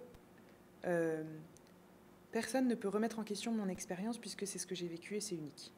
Donc, j'ai parlé de mon expérience, des choses que j'intégrais, que je connaissais. Et c'est aussi pour ça qu'encore aujourd'hui, je ne veux pas parler de choses que je ne connais pas parce que je ne les ai pas vécues. Je ne veux pas parler de trucs juste que j'ai lus dans des livres. Je parle que des choses que j'intègre, des réflexions que j'ai pour moi, des choses que je traverse ou que j'ai vécues, des choses que j'ai apprises. C'est légitime, point, en fait. Voilà. Et c'est là où j'ai envie de me situer. Donc, dans mon job, j'ai plus du tout de syndrome de l'imposteur là-dessus. Là où j'en ai eu, par contre, c'est par rapport à l'entrepreneuriat, sur le fait de pouvoir divulguer des conseils aux entrepreneurs. Je le fais depuis pas longtemps. Seulement, parce qu'en fait, jusqu'ici, je pensais qu'en fait, j'étais une impostrice finie dans le sens où je ne suis pas comme... Enfin, ma manière de fonctionner ne ressemble pas à tout ce qu'on entend par rapport aux conseils entrepreneuriaux. Je sais qu'on en a déjà un peu parlé en off, mais tu vois, par exemple, on nous dit toujours qu'il faut déterminer ton avatar, qu'il faut faire une étude de marché, qu'il faut avoir des stratégies, machin. Moi, je ne fonctionne pas comme ça. Moi, c'est depuis le début, c'est super instinctif. Je me lève un matin, j'ai une idée, je sais exactement ce que je veux faire pour Kick Up, hop, je le balance. Je me suis pas posé de questions sur l'avatar, les trucs. Enfin, j'ai jamais fait ça. J'ai une manière de faire du business qui est extrêmement instinctive et qui est très... alors moi, j'appelle ça spontané, mais c'est très... non, je veux le faire, bam, j'y vais. C'est beaucoup, si tu veux, dans le mouvement et beaucoup dans l'instinct et beaucoup dans le feu, etc. J'ai toujours fonctionné comme ça, ce qui fait que je me reconnais pas dans la plupart des conseils business qui sont donnés. De travailler son efficacité, de travailler, tu vois, sa productivité, son truc de concentration, ses idées structurées, machin. Non, moi, c'est pas une question, je me pose pas la question en fait. Je me pose pas de questions, j'y vais, et j'ai ma manière de fonctionner. Ce qui fait que je me suis dit, merde, vu que je fonctionne pas comme tous les conseils business qui sont donnés, où il faut donner des stratégies très précises, se soucier des taux de clics, de machin, de trucs. Bon, bah moi, visiblement, j'ai rien à donner, j'ai rien à partager, je suis une impostrice, je sais pas comment je fais, donc ça veut dire que j'ai pas le droit. Tu vois ? Ouais. Et en fait, jusqu'à ce que je me rende compte qu'en fait, non. C'était encore une fois des fausses idées que je me faisais. C'est qu'en fait, peut-être que je pouvais faire passer ma manière d'entreprendre et ma manière de faire du business, qui finalement est plus instinctive et aussi vachement branchée spiritualité, émotion, ressenti, capacité extrasensorielle, etc. Et en fait, ça a vachement parlé. Ouais, mais je pense qu'on a besoin de ça. Enfin, je pense vraiment que déjà, il n'y a pas qu'une manière de faire du business. Enfin, c'est sûr, tu vois. Et ce que tu décris, je trouve qu'il y a un côté un peu... c'est peut-être une manière de faire du business qui est aussi connectée à ton yin, à une spiritualité. Et moi, ça me parle beaucoup. Parce que je sais que quand je me suis lancée sur les réseaux sociaux, c'est une intuition qui m'a amenée à me lancer. Ouais, je me rappelle, on en avait parlé. Ouais, c'est vrai, je me rappelle, ouais. Donc, ça me parle beaucoup ce que tu dis. Et je pense que, justement, il y a beaucoup de personnes qui ont envie d'entreprendre, mais qui ne se reconnaissent pas non plus dans ces discours-là, tu vois, de « faut faire un avatar, faut trouver ta niche, faut que tu sois... » Et tu vois, qui ont besoin aussi d'avoir quelqu'un qui leur dit « Attends, il y a une autre manière de faire. Je peux te partager ce que moi j'ai fait et comment moi j'ai procédé. » Et ça donne la permission aux autres de faire autrement. Ouais, et j'aurais peut-être eu besoin que tu me le dises avant. parce que je te jure, c'est vraiment récent. Ça fait 1 an et demi, quoi, même pas. Tu vois, avant ça, vraiment, je me disais, j'ai rien à partager. Les gens me disaient, mais comment tu fais pour construire un business comme ça, porter ta voix, réussir sur les réseaux? Et moi, la réponse, c'est, je sais pas. Je ne sais pas. Je fais ce que j'aime faire et je fais ce que j'ai envie de faire et je le sens et j'y vais parce que je sais que c'est ça qu'il faut faire et j'aurais eu besoin d'entendre ce que tu viens de dire avant, je pense aussi, tu vois, parce que vraiment, pour moi, c'était moi l'impostrice, tu vois. Je vois trop ce que tu veux dire, hein, mais je comprends trop ce que tu veux dire. Je pense que... moi, je trouve que c'est hyper important de réaliser que, justement, après, c'est ma manière de voir les choses, mais je pense que ça marche aussi bien parce que, justement, c'est pas juste une stratégie. Je suis d'accord avec toi. Voilà, ça, c'est vraiment mon point de vue, c'est que ça marche aussi bien parce que ça vient d'une source plus vraie que juste une stratégie qu'on applique de étape 1, étape 2, étape 3. Tu vois ce que je veux dire ? Ouais, je suis d'accord avec toi. Je pense qu'en fait... Alors moi, j'utilise pas le mot vrai, j'utiliserais le mot plus profond, mais je pense que ça veut dire la même chose. C'est... En fait, c'est que, tu sais, je crois que quand on arrive à mettre le doigt sur... tu sais, ton cœur de magma, bon, j'appelle ça comme ça, je sais pas si ça te parle, mais tu vois, le cœur en fusion, si tu mets le doigt sur ton magma, bah, tu le fais, quoi. Je veux dire, il n'y a pas de question à se poser, tu vois. Et en fait, c'est ça, ce truc, c'est que je pense aussi que quand ça émane de ton énergie la plus vibrante, profonde, puissante, vraie, appelle ça comme tu veux, ça rayonne plus facilement aussi. Ouais. Ça, j'en suis convaincue aussi. Ah, c'est vrai. Ça, j'en suis convaincue. C'est plus fluide, en fait, je pense. Ouais. Que quand t'es dans ton mental. Et je trouve que c'est des stratégies qui peuvent t'amener beaucoup dans ton mental.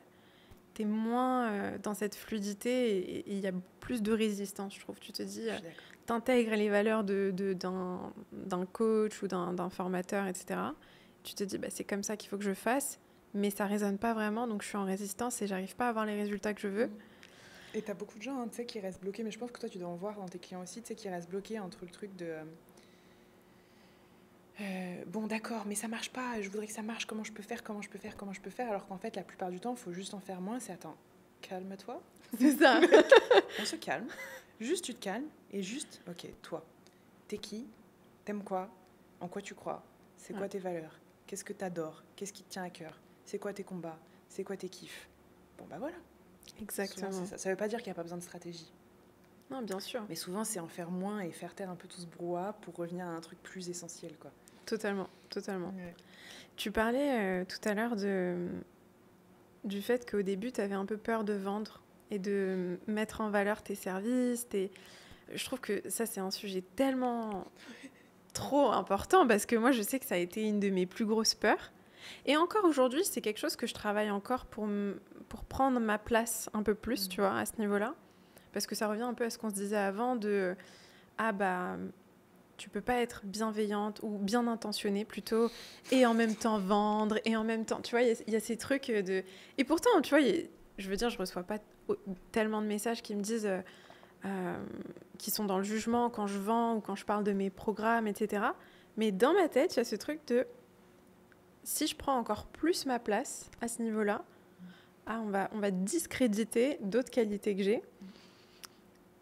Qu'est-ce qui t'a aidé, toi, à te détacher un peu plus de la peur de vendre et comment ça s'est passé pour toi? Ben, les gens qui vont te dire ça, c'est des gens... C'est pas les gens que tu as envie d'attirer, quoi, en fait. Ouais, c'est vrai. En fait, c'est juste ça. C'est moi, j'ai pas envie de vendre à des gens comme ça. C'est clair. Et j'ai pas... en fait, pour moi, je te dis comment ça résonne aujourd'hui maintenant, parce que c'est sûrement une réponse de merde que je vais faire. Mais non. C'est qu'en fait, c'est plus un sujet. Je comprends pas... En fait, c'est plus un sujet. Quand on va chez Zara s'empêche pas de vendre un truc. Il propose un truc, t'achètes, même si c'est de la merde. Voilà. Et c'est souvent de la merde. Et t'achètes. Ok, bon, d'accord. Donc, je veux dire, pourquoi moi j'aurais peur de vendre? Je fais de mal à personne. C'est revoir son rapport à l'argent aussi. Je suis pas en train je suis pas en train de manipuler quelqu'un pour vendre. Je suis pas en train de le forcer à vendre. Je suis pas en train de le maltraiter pour vendre. Faut aussi faire attention à ça, bien sûr, pas tomber dans des manipulations, etc. Mais je veux dire, personne n'est obligé d'acheter là. Bon, je propose, si tu achètes, c'est que tu t'y retrouves. Au pire, t'es pas content, t'es déçu, bon, bah, t'auras un remboursement ou pas, ça dépend. Mais je veux dire, on est juste en train de faire une transaction. Donc, en fait, il faut juste remettre les choses à leur place. C'est juste une transaction. C'est pas un sujet, en fait. Donc, le truc, c'est que souvent, derrière la peur de vendre, se cachent des soucis de rapport à l'argent, se cache forcément le syndrome de l'imposteur aussi, comme tu en as parlé tout à l'heure. Mais c'est aussi souvent parce qu'on a l'impression qu'on est en train de forcer la personne ou qu'on est en train de lui faire du mal ou qu'on est en train de lui prendre quelque chose. Ouais, c'est vrai. Mais en fait, on est juste dans une transaction. Et moi, c'est vraiment pour ça que c'est devenu un non-sujet. C'est en fait, moi, je propose un truc, t'as envie de l'acheter, tu l'achètes, t'as pas envie de l'acheter, tu l'achètes pas. Moi, je m'en fous. Dans les deux cas, je m'en fous. Ça changera rien à notre relation. Si t'aimes pas le fait que je vende des trucs, bon, bah, c'est que t'as pas compris ma manière de fonctionner, c'est pas grave, c'est que t'es dans un esprit qui est encore peut-être fermé de, en fait, pour être une bonne personne, faut pas vendre. Ouais, c'est ça. Oui, mais ça, c'est... Ça, c'est une croyance que beaucoup de gens ont. Hein. Oui, mais ça, c'est un manque de conscience, Marianne. Ouais, parce que je suis désolée, ces gens-là, d'accord. ils vont bien faire les courses, ils vont bien acheter des fringues, ils vont bien... Enfin, je veux dire, tout le monde achète des trucs, c'est des gens qui ont un iPhone dans les mains, ils achètent des choses, tu vois, enfin, voilà. Ouais, c'est vrai, mais dès que tu parles de sujets un peu plus profonds, humains, il y a ce truc de... Tu vois, moi, il y a une personne dans ma famille avec qui j'ai eu pas mal de conflits à cause de ça parce que elle me disait, bah, tu peux pas aider les gens et vouloir gagner beaucoup d'argent. Non, du coup, les médecins n'ont pas de thunes d'ailleurs. Oui, mais du coup, non, mais parce que cette personne, justement, elle me disait, bah, c'est pas bien que les médecins gagnent beaucoup d'argent. Et donc, on a eu derrière un débat de...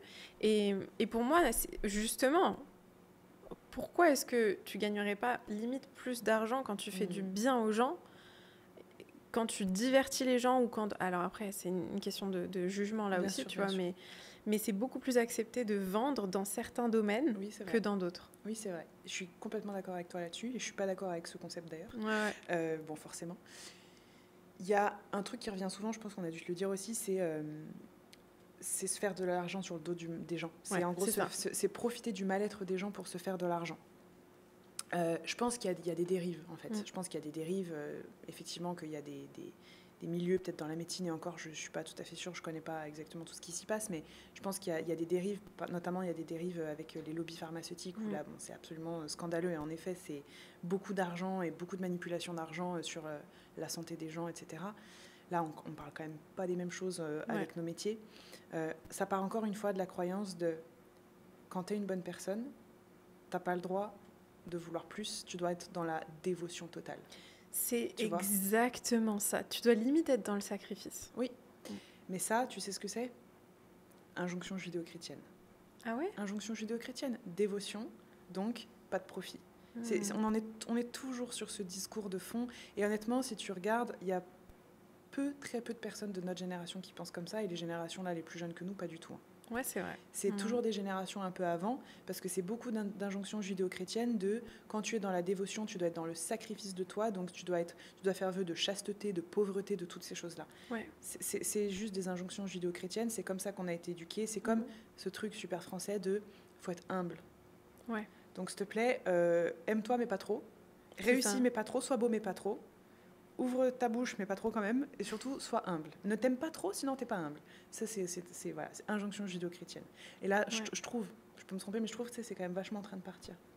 Ouais, je suis d'accord avec toi. C'est vrai que j'avais jamais pensé à ça sous cet angle-là, mais c'est vrai que les générations après nous, c'est pas quelque chose qu'on... Après, il y a aussi le mouvement woke aussi. Ouais, je pense que ça doit jouer aussi. Ouais. Il y a quelque chose là-dedans, mais ok, non, c'est intéressant. Et aujourd'hui, tu te sens comment dans ta relation à la vente, au fait de... Franchement, comme je te disais, non-sujet, dans le sens où j'ai toujours peur que mes produits ou que ce que je propose, ça déçoive, parce que ça, c'est ce truc... je trouve ça sain, tu vois. Je trouve ça sain aussi, ouais. Moi aussi, je trouve ça super c'est pas quelque chose que je veux perdre, ça, ouais. Ouais, ça me permet de garder les pieds sur terre, de rester toujours dans l'amélioration, de toujours essayer de faire en sorte de proposer des choses qui soient vraiment professionnelles, tu vois, moi je trouve ça sain, mais j'ai toujours un peu cette appréhension que ça déçoive, que ce soit pas assez bien, etc. Ça me bouffe pas, ça m'empêche pas de le faire pour autant. Là où ça devient problématique, c'est quand ça t'empêche de le faire, tu vois. Mais après, vendre, en fait, c'est pas un sujet. C'est juste que si je propose quelque chose, à un moment donné, bon, bah, faut que je le vende, quoi, tu vois. Ouais. Bon, bah, voilà, c'est pas un sujet. Et puis moi, j'ai trouvé mon équilibre en proposant beaucoup de choses gratuites, beaucoup de podcasts, beaucoup de trucs comme ça. Et puis, ben, ceux qui veulent aller plus loin, ils achètent. Mais encore une fois, ben, t'achètes pas, c'est pas grave, en fait. C'est pas un sujet. Que t'achètes ou pas chez moi, c'est pas un sujet pour moi. Et si c'est un sujet pour toi que je vende quelque chose, c'est que tu as quelque chose à régler avec l'argent. Ouais, bon, c'est vrai. C'est pas grave. Complètement. C'est pas grave. Pour ça, Christian Junot est très bon. Je sais pas si tu connais. Oui, il est génial. Il est incroyable. Ouais. Bah ouais, lui, il parle super bien, justement, tu vois, de tout ça, de rapport à l'argent, la vente, etc. Mais alors moi, il me fait mourir de rire. Et il paraît qu'il est drôle, ouais. Et en fait, tu vois, mais tu sais quoi, si tu fais ça la prochaine fois, tous les gens qui te reprochent de vendre un truc ou qui te mettent, ouais, c'est pas bien, tu te fais de l'argent sur le mal-être des gens, machin, tu tags Christian Junot, tu dis, va voir Christian. Ça suffit, je veux dire, c'est juste ça. Hein. Ouais, c'est vrai faut remettre les choses à leur place. Hein. Ouais, non, mais c'est vrai que... Et puis, il y a aussi la technique de dire, bah oui, t'as raison. Moi, je trouve que parfois, il y a tellement... C'est tellement un débat de sourds de parler avec ces gens-là que juste, c'est vrai, t'as raison, je me fais de l'argent sur le dos des gens, tu vois. Exactement. Tu sais, alors bon, je suis super vulgaire dans cette interview, mais on a un dicton, mon associé, on a un dicton aussi dans la boîte... quand justement on est face à des dialogues de sourds un peu comme ça, on dit, tu sais, c'est discuter avec un con, c'est comme jouer aux échecs avec un pigeon. Il va chier sur l'échiquier et se barrer. C'est vrai. Donc, mais tu peux rien faire, c'est vrai. Donc bon, bah voilà, tu t'as Christian la prochaine fois et puis c'est tout, et tout le monde sera content. Et tu peux rien faire. Ouais. Et en fait, le truc, c'est qu'il faut aussi être quand même lucide. C'est que peu importe ce qu'on pense de l'argent, on vit dans une société qui, pour le moment, utilise encore l'argent pour fonctionner. Bah oui. D'accord. Moi, je souhaite qu'un jour, on ait une société qui fonctionne plus avec de l'argent. L'argent, c'est pas juste quelque chose de neutre, comme tout le monde dit, et ça, c'est mes croyances personnelles. C'est que l'argent, aujourd'hui, plus t'en as, plus t'as de pouvoir. Et malheureusement, ça fonctionne encore comme ça. Et que du coup, c'est ce qui fait qu'il y a aussi beaucoup de gens qui se retrouvent avec beaucoup de pouvoir dans les mains. Malheureusement, c'est pas cool. Mais bref, en tout cas, on va pas tordre le réel. Le réel est que, on est sur une société qui fonctionne encore avec de l'argent. Donc, pour vivre dans cette société-là, on peut faire avec notre éthique, avec notre valeur, mais il faut aussi faire avec. Voilà. Ouais, c'est vrai, je suis d'accord. Un peu plus loin. Trop bien. Je voulais qu'on parle aussi de ton cercle et de tes relations amicales et comment ça a changé au fur et à mesure du temps. Je serais hyper curieuse que tu nous en parles parce que je trouve que quand on entreprend et tu vois, quand on est sur ce chemin-là de se découvrir, d'être un peu plus à l'aise avec qui on est vraiment et dans toutes les parts de nous, souvent notre cercle change un peu de forme, enfin voilà, il prend différentes formes. Ça a eu quoi comme impact sur toi J'ai bien envie de t'entendre aussi là-dessus, ouais, du coup, ça carrément, m'intéresse trop. Alors, il y a eu plein de choses. Quand j'ai commencé à entreprendre et à faire ce que je fais, ça, tu sais, oui, tu le sais, l'entrepreneuriat, c'est une grosse introspection de soi, mais aussi de notre entourage, parce que forcément, ça met en lumière plein de trucs. Tu as des gens qui te critiquent, des gens qui ne te soutiennent pas. Moi, j'ai été beaucoup critiquée quand j'ai commencé sur les réseaux sociaux, donc ça m'a fait couper aussi avec certaines choses. Après, l'éveil de soi, la conscience de soi et le fait d'apprendre à poser mes limites et à me respecter, ça m'a fait aussi mettre fin à des amitiés, en fait, que je me rends compte n'étaient absolument pas des vraies amitiés, qui étaient pas saines. Le vrai truc, c'est que ça m'a fait resserrer mon cercle. Plus que tout, ça m'a fait resserrer mon cercle très profondément sur, au final, mes meilleurs potes qui sont là depuis que j'ai 5 ans, 6 ans, 7 ans. Donc tu vois, mes meilleures amies, elles se comptent sur les doigts d'une main. C'est des femmes qui sont là depuis toujours et tu vois, je veux dire, il y a une confiance aveugle. Ça m'a fait mettre fin à des amitiés qui n'étaient pas forcément cool. Dans ma famille aussi, ça m'a fait avoir des discussions qui n'étaient pas forcément agréables, mais ça m'a fait aussi m'affirmer beaucoup plus, notamment face à mes parents, face à mes frères et sœurs, en mode, en fait, non, voilà, ça c'est qui je suis, moi je crois en moi, peu importe ce que vous direz. De toute façon, ça c'est un trait de personnalité, moi je suis fonceuse, donc peu importe ce que tu me diras, quand j'ai un truc en tête, il n'y a rien qui m'empêche de le faire, tu vois. Donc voilà, je l'ai fait, mais ça a ouvert des discussions qui sont cool et qui fait qu'au final, les gens qui me critiquaient un peu, qui ne croyaient pas en moi, tu vois, au début, en fait, maintenant, on en rigole, et voilà, et ça s'est vachement assaini. Donc en fait, dans mon cercle très proche, ça n'a rien changé, si ce n'est que ça a fait que resserrer les liens. Là où, par contre, ça a changé beaucoup de choses dans ma vie, c'est que du coup, c'est devenu... Mais ça, je crois que c'est plus la visibilité qui a fait ça, et je pense que Mariam... j'aimerais vraiment t'entendre là-dessus, ça m'intéresse vraiment. La visibilité fait que c'est encore plus difficile de s'entourer parce que du coup, la plupart du temps, il y a des trucs qui se jouent qui ne sont pas tout à fait justes. Par exemple, parfois c'est un peu opportuniste, parfois tu sens qu'il y a des besoins, parfois c'est une envie de visibilité. Puis je suis toujours recontactée par des gens qui étaient au collège ou au lycée avec moi. Tu te rappelles pas, on était potes, alors en fait, du coup, je voulais savoir si tu pouvais me faire une vidéo pour l'anniversaire de machin parce qu'elle t'adore, enfin tu vois. Et en fait, tout ça, ça fait que petit à petit, mais ça c'est vraiment la notion de visibilité, et tu vois, pourtant je suis même pas connue, enfin je veux dire, j'imagine même pas comment font les gens qui sont vraiment connus ou qui ont de la notoriété, ça doit être l'enfer. Ça m'a fait resserrer, ça a installé une espèce de méfiance aussi à l'intérieur de moi, que j'essaye pas de combattre, mais sur laquelle j'essaie d'être vigilante, parce que sinon je sens que mon cœur il se referme. Parce que dès que tu rencontres quelqu'un et que tu sens qu'en fait c'est par intérêt, ou qu'en fait il ne s'intéresse pas fondamentalement à toi et que c'est pour autre chose, ou qu'il y a toujours besoin d'une petite opportunité business, ou tu vois, même vraiment le fait d'être recontacté tout le temps par des gens, même des gens qui n'ont pas été cool avec moi à l'école, tu vois, ou des gens, en fait, non, on n'était pas du tout potes, tu réinventes une amitié qui n'a pas existé parce qu'en fait, visiblement, tu essaies d'obtenir un truc de moi, ça fait qu'en fait, tu resserres. Et aujourd'hui, ça me convient parce que je suis assez introvertie, je pense un peu comme toi là-dessus. Carrément. Ça me convient, tu sais, moi je suis ermite, on est pareil là-dessus, tu vois. Mais en vrai, c'est difficile de s'entourer. Et de lier des vraies relations amicales, c'est difficile. Ça me dérange pas plus que ça parce que j'en ai pas fondamentalement envie. Je suis pas une grande extravertie qui a besoin de plein de relations. Mais honnêtement, de m'ouvrir, vraiment, c'est très difficile et ça arrive très peu parce que je me rends compte qu'il y a toujours un truc, soit une opportunité, soit une envie de se rapprocher de moi parce que la personne, elle est un peu dans l'idéalisation, et ça, c'est pas OK. On peut pas avoir une relation avec quelqu'un qui nous idéalise, c'est bizarre. Soit au contraire, parce que la personne, elle m'attend un peu au tournant et qu'elle veut prouver que je suis une connasse, ou tu vois. Ouais. Ça arrive beaucoup aussi. Et qu'il y a des trucs un peu de je veux me rapprocher. Je t'avais dit qu'elle était comme ça pour du gossip et des trucs. Donc, en fait, ce qui se passe, c'est que du coup, dès que je sens qu'il y a quelque chose de pas tout à fait net, moi, je reste dans ma posture de Chloé Bloom, entre guillemets. Et qui est ce qu'on disait au tout début, le fait je les laisse dans les cercles extérieurs. Et du coup, mon petit cercle, mon petit cœur, en fait, il y a peu de gens qui ont accès. Ça me protège, c'est pas plus mal. Mais c'est vrai que des fois, je me dis que si j'étais pas visible, si je faisais pas ce job, je pense que ça serait peut-être plus fluide ou plus spontané parfois juste de rencontrer des gens.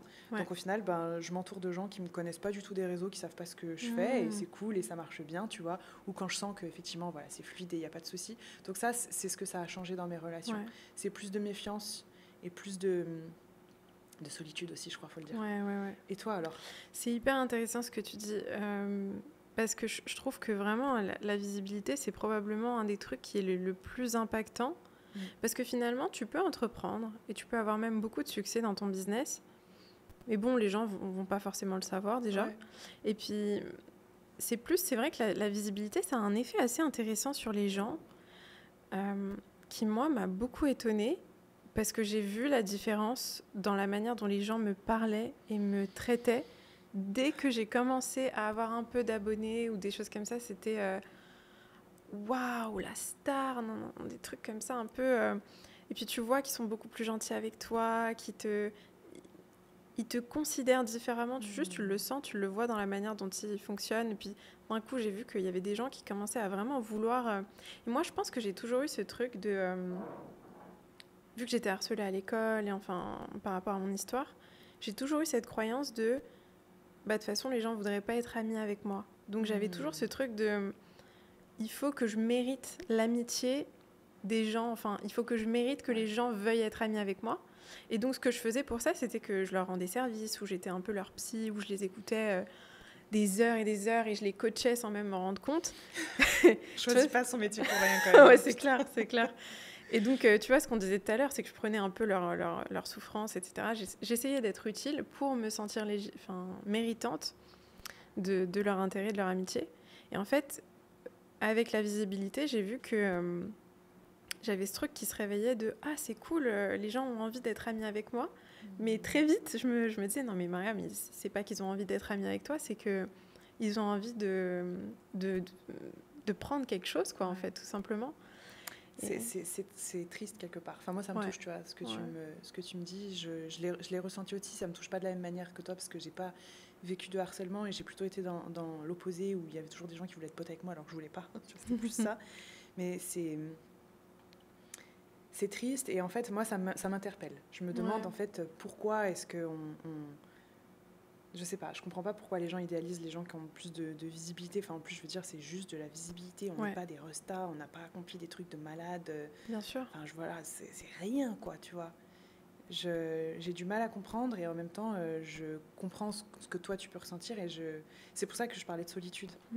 Bah, t'es obligé, en fait, à un moment donné. Je pense que tu deviens meilleur dans ta capacité à voir et à ressentir qui est intéressé et qui est réellement sincère. Mais parfois, c'est quand même difficile de savoir, tu vois. Mais tu deviens, je pense, de plus en plus clair sur « Ok, cette personne, je sens qu'elle est intéressée par quelque chose. » Et moi, franchement, je l'ai un peu mal vécu, ça. Parce que je me suis sentie un peu utilisée. Enfin, tu vois, il y a ce truc. C'est le mot, utiliser ces mots. Franchement, il faut le dire. Moi aussi, je l'ai très mal vécu. C'est vrai ? Ouais, il faut le dire. Je pense que personne n'en parle, parce que dès qu'on en parle, t'as des gens qui vont dire « Ah, mais c'est bon, vous vous prenez pour je sais pas qui, machin. » Bah non, en fait, on dit juste les choses. Moi aussi, je l'ai très mal vécu. Et ça a fait office de séance de psy, ça a fait office de vraiment d'un gros travail aussi, parce que je l'ai super mal vécu, parce que j'ai pas compris, je me suis sentie utilisée, que c'est, tu sais, tu parlais d'affiner un peu son radar à sentir ça, mais le truc, c'est que des fois, t'as beau avoir un radar qui est très fin. Moi, j'ai un radar que je sens tout de suite, je fais pas tout à fait confiance à ce que je ressens. Donc j'essaie toujours de trouver des excuses aux gens et de me dire non mais attends c'est moi qui invente, mais non mais je pense qu'elle est gentille, non mais attends c'est pas possible. Puis tu te remets tout le temps en question, ce qui fait que la relation prend place et que ça finit. Il y a un jour où ça devient extrêmement agressif et agressant parce qu'en fait c'est dans une relation qui a déjà été bâtie. Et oui, ça fait mal. Oui. Moi, je l'ai très mal vécu. Maintenant, en fait, j'ai juste compris qu'en fait, il faut plus que je mélange tout et qu'il faut que je me resserre et qu'en fait, il faut que je fasse profondément confiance en mes ressentis et que quand je sens qu'il y a une fluidité, une sincérité, c'est OK. On mélange pas le travail avec le reste. C'est pour ça que je dis toujours, moi, il y a Chloé Bloom et il y a Chloé. Chloé Bloom, c'est mon travail quand je mets mon bleu de travail et que je pars au travail. Le reste du temps, c'est Chloé. Et tout le monde n'aura pas accès à Chloé. Mais ceux qui ont accès à Chloé, ils ont entièrement accès à Chloé. Tu vois, c'est vraiment ce truc. Mais je crois que c'est important d'en parler, de dire que on le vit mal et que en fait, c'est parce qu'on se sent utilisé en fait. Mais c'est réel. C'est hyper réel et c'est fou parce que moi je trouve ça tellement intéressant, tu vois, juste humainement d'analyser ça et de se dire comment est-ce que certaines personnes pensent que on s'en rend pas compte, tu vois. Enfin, c'est... Non, mais juste... Comment on peut être aussi con? Voilà, dis plus directement, c'est exactement... Pardon, excuse-moi. Non, mais c'est vrai, mais c'est ça. C'est vraiment comment t'as pu penser 2 secondes que je me rendrais pas compte? Non, mais attends, mais c'est tellement tu clair. m'avais pour une teubée. Je te jure, mais vraiment, en fait, ça me fascine. Hein. Ouais, parce que la projection est plus forte. La projection est plus forte. Il y a une espèce d'avidité, mais c'est de la projection, tout ça. Ouais, c'est ça. C'est de la projection. C'est ça, donc non, je comprends. Et il y a l'autre côté de... J'ai pas envie d'avoir trop de suspicions et en même temps, je pense que tu es obligé d'avoir ce côté je fais attention. Parce que... Mais par contre, ça a eu un super bon effet sur moi, ça. Parce que ça m'a beaucoup aidée à sortir de ce besoin de plaire et de... En fait, j'ai plus ce truc de... je suis trop contente que tu veuilles passer du temps avec moi ou être amie avec moi. Tu vois, c'est plus... tu sais quoi j'en ai plus besoin comme avant. Et du coup, quand quelqu'un s'intéresse à moi et que je sais que c'est par rapport à ça, en fait, ça m'intéresse pas. Juste, j'arrive à mettre des limites alors qu'avant, j'aurais continué, j'aurais entretenu le truc juste parce que ça nourrissait quelque chose que je pensais manquer, tu vois. Franchement, je vois tout à fait. Même si c'est pas un truc que j'ai vécu, je vois bien. En fait, tu sais, comme je dis toujours, je crois que nos métiers, on les choisit pas par hasard, mais que là où ça vient le plus nous chercher, en fait, ça nous fait tellement travailler. Tu sais, enfin, je veux dire, je sais pas pour toi, d'ailleurs, ça m'intéresserait vraiment de savoir, mais genre, moi, une de mes plus grandes peurs, c'est de pas être aimée, de déplaire, tu vois. J'ai quand même choisi le métier qui vient te confronter à la plus grande... Enfin, à cette peur-là précisément, tu vois.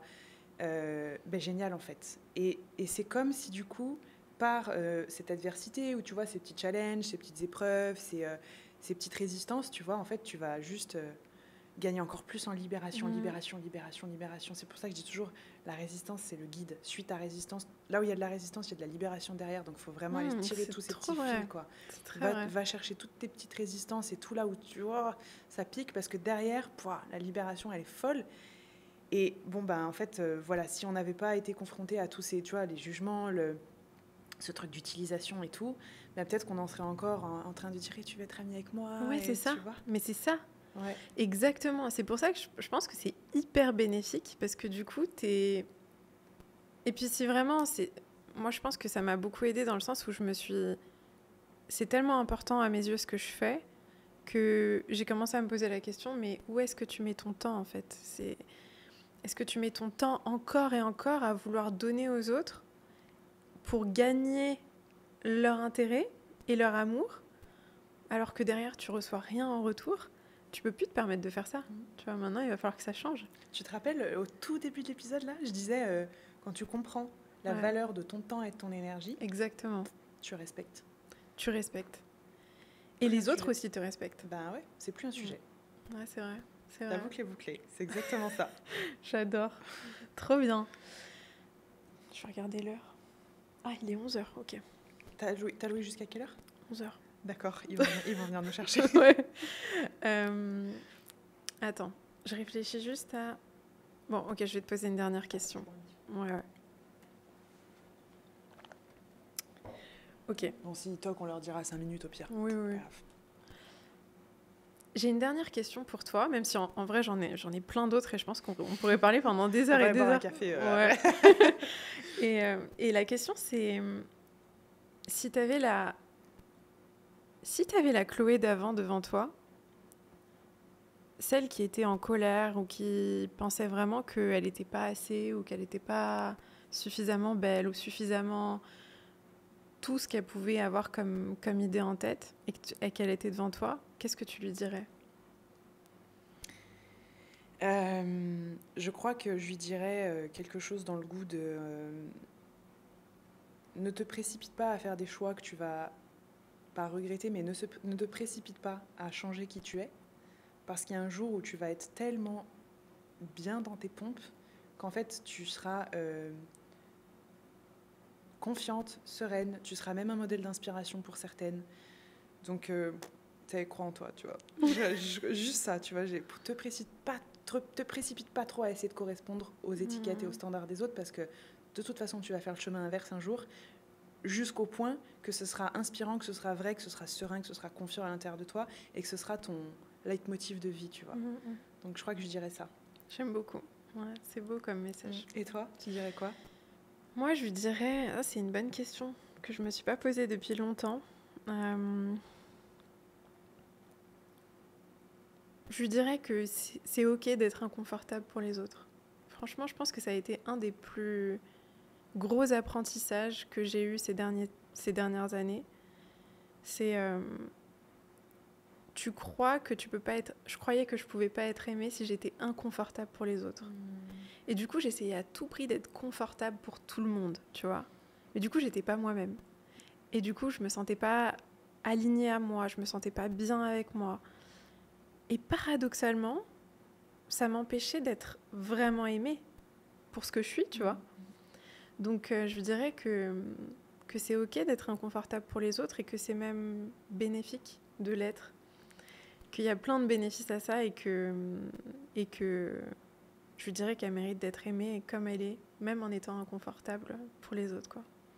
Ça résonne grave. C'est vrai. C'est un vrai sujet. Ouais. Franchement, limite, il faut refaire un sujet là-dessus, quoi. Ouais, c'est clair. Être inconfortable pour les autres. Ça, c'est tellement important. Et tellement... et je pense qu'on est beaucoup à avoir cette peur d'être inconfortable pour les autres. Ouais, sauf que le truc, c'est que tu le seras même si tu veux pas. Ouais, tu le seras. Et puis tu seras inconfortable à l'intérieur de toi. Tu te tords. Ouais. Tu te tords, tu te tues, tu te bouffes, C'est un vrai sujet. Ça, je kifferais en parler avec toi aussi. Ouais, c'est un vrai c'est sujet clair. de fou. Merci, merci de partager ça. Bah, avec plaisir. Merci à toi. C'était trop bien. Bon, j'ai je suis trop très aimé. contente. Merci beaucoup. Ouais, franchement, c'était très trop cool. Et puis, on va partager tous tes réseaux, ton podcast, etc. Très bien. Merci, Mariam. Merci. Bye bye. Bye bye.